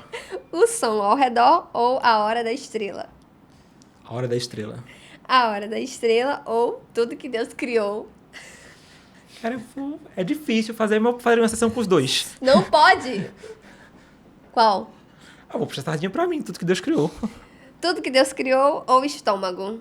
Tudo que Deus criou. Tudo que Deus Criou ou Saneamento Básico? Tudo que filme? Deus criou. Ai, meu Deus! Tudo que Deus Criou ou Pacarrete? Tudo que Deus criou. Tudo que Deus Criou ou Motel Destino? Tudo que Deus criou. Tudo que Deus Criou, A Filha do Palhaço? Tudo que Deus criou. Tudo que Deus criou ou A Febre do Rato? Tudo que Deus criou. Tudo que Deus criou ou Fim da Festa? Tudo que Deus criou. Tudo que Deus criou ou O Último Azul? Tudo que Deus criou. Tudo que Deus criou ou Cidade Baixa? Tudo que Deus criou. O cineasta defendeu a obra dele até o final. Isso Claro, aí. eu vou ter que puxar a sardinha pra mim, né? É tão difícil você ter espaço pra divulgar teu filme quanto tu tem, tu vai defender ele até o fim. Vamos assistir tudo que Deus criou. Isso. Palmas, agora vocês são obrigados a assistir tudo que Deus criou. Tá E bom? outra coisa, não que eu escolhesse esse, mas eu acho que eles tiveram muito dinheiro pra poder chegar a estrear cinema. Eu não tive, então assim, vamos ver o meu. Pronto, justificado. Então, com essa resposta, a gente tem um mimo pra você. Um mimo. Pra você levar pra sua casa, lembrar sua passagem aqui. Muito obrigada, Amaro. Nossa canequinha. Pô, pra você obrigadão. tomar o seu Adorei. café. Adoro canecas. Ó, agora que eu vi, tá Adoro escrito caneca. o ator nordestino. A gente vai ter que escrever o cineasta. Pois é. Esse detalhe a gente não pensou. Mas, eu Mas é levo o nome como do podcast, né? Não é... Não, eu, como trabalho muito com ator, trabalho de Então, ator, eles então... vão- Olha com a tua, então. É, Total. não, mas é o nome do podcast, né? Não tinha como colocar o cineasta Mas adorei. nordestino. E tem mais um mimo pra você. A gente não comeu nada, né? Tu não come amendoim cozido? Como tudo, mas é porque quando eu tô falando, eu foco numa porque coisa você só. vai comer agora que tá no final. Pode começar mandando dizer. Amaro, mais um, por favor. Mais um, né? Mais um mimo, porque você vai poder comer na sua casa, então, também. Tá? Esse aqui é um mimo da Quero Bem. Ah, eu esqueci de falar. A caneca é da Estampaí, a maior gráfica de estampados do Rio de Janeiro. Olha aí, fazendo nosso merchan. Muito obrigada, tem uma qualidade incrível, tá com a gente desde o começo. E a Quero Bem também é o nosso mais novo apoio, ela cuida do nosso catering, da nossa equipe, dos nossos convidados, da nossa mesa, que o André vai comer tudo agora, tá? Quando a gente fechar as câmeras, o André vai comer. E esse aqui é pra você levar na sua casa. E ela, gente, ela é tão cuidadosa, ela é alagoana, que ela ainda colocou aqui que hoje é dia de São Cosme e Damião. Adorei. E você vai levar uns docinhos pra sua casa. Pô, vou levar comida e ainda vou levar sobremesa de Cosme e Damião. Fantástico. Sandra, Adorei. a Sandra é muito, ela mandou uns pacotinhos também pra equipe, tá, gente? A Sandra, Adorei. ela é muito, eu nem sei qual é o signo dela. Ela vai fazer aniversário agora, no próximo mês. Libra? Não sei. Mas ela é muito detalhista e cuidadosa. Maravilhosa. Se é Ó. outubro, provavelmente é Libra. Muito obrigada, André, por ter vindo. Eu que agradeço, por Agora favor. que ele ia começar a comer, eu fui Eu que atrapalhando agradeço. ele. Tranquilo. Não, fica comendo aí, cara. Espero que a gente tenha conseguido bater. Nossa, assim, eu fui pesquisar sobre ele e era muita coisa, então não deu 2 fichas. Mas eu espero que a gente tenha conseguido conversar bastante. E eu senti aqui que eu tive uma aula contigo. É. Foram muitos insights, muitas coisas que eu não sabia. A gente tá pra gravar o nosso curta, né? Então, cara, foi informação Sim, e preciosa até pra aí, quem, gente. pra quem também quer gravar, tá pensando em trabalhar como cineasta, ou também pros atores. Esse é o episódio que todo cineasta e todo ator, Tem que ver. eu me engasgando com a amendoim, precisa assistir, porque são os dois lados. Você dá essas dicas pra gente e eu preciso urgentemente fazer esse teu curso. Vou ficar Por de favor. olho. Então, muito obrigada. Eu que agradeço. Agora, você quer falar alguma coisa? Câmera, seu arroba... Eu agradeço, meu arroba é simples, assim, André da Costa Pinto, todo mundo já encontra lá. E se puderem chegar ao que está disponível no streaming, Tudo que Deus Criou, está no YouTube gratuitamente para assistirem, não paga. É um filme classificação 18 anos, então você precisa se cadastrar com seu e-mail para poder assistir, mas é gratuito. E para quem quiser ver também, no Claro Play, na Globoplay, você pode buscar o Madame, que é meu último longa-metragem, que é um documentário sobre Camille Cabral, que é da minha cidade, que é a primeira migrante e transexual a ocupar um cargo público e ser eleita pelo voto popular na República Francesa. Que incrível. Assistam. Eu vou assistir, depois vou te marcar lá, eu vou te Por falar o que favor. eu achei. E agora vai ficar tudo preto e branco, que a gente pode comer. Vamos fazer nossas fotos oficiais agora pra página. E é isso. Muito obrigada. Obrigado também. Agora que a gente come, né, gente? Porque eu acho que eu vou almoçar de novo. Menino, e a Malu tava indo, era pro Severina?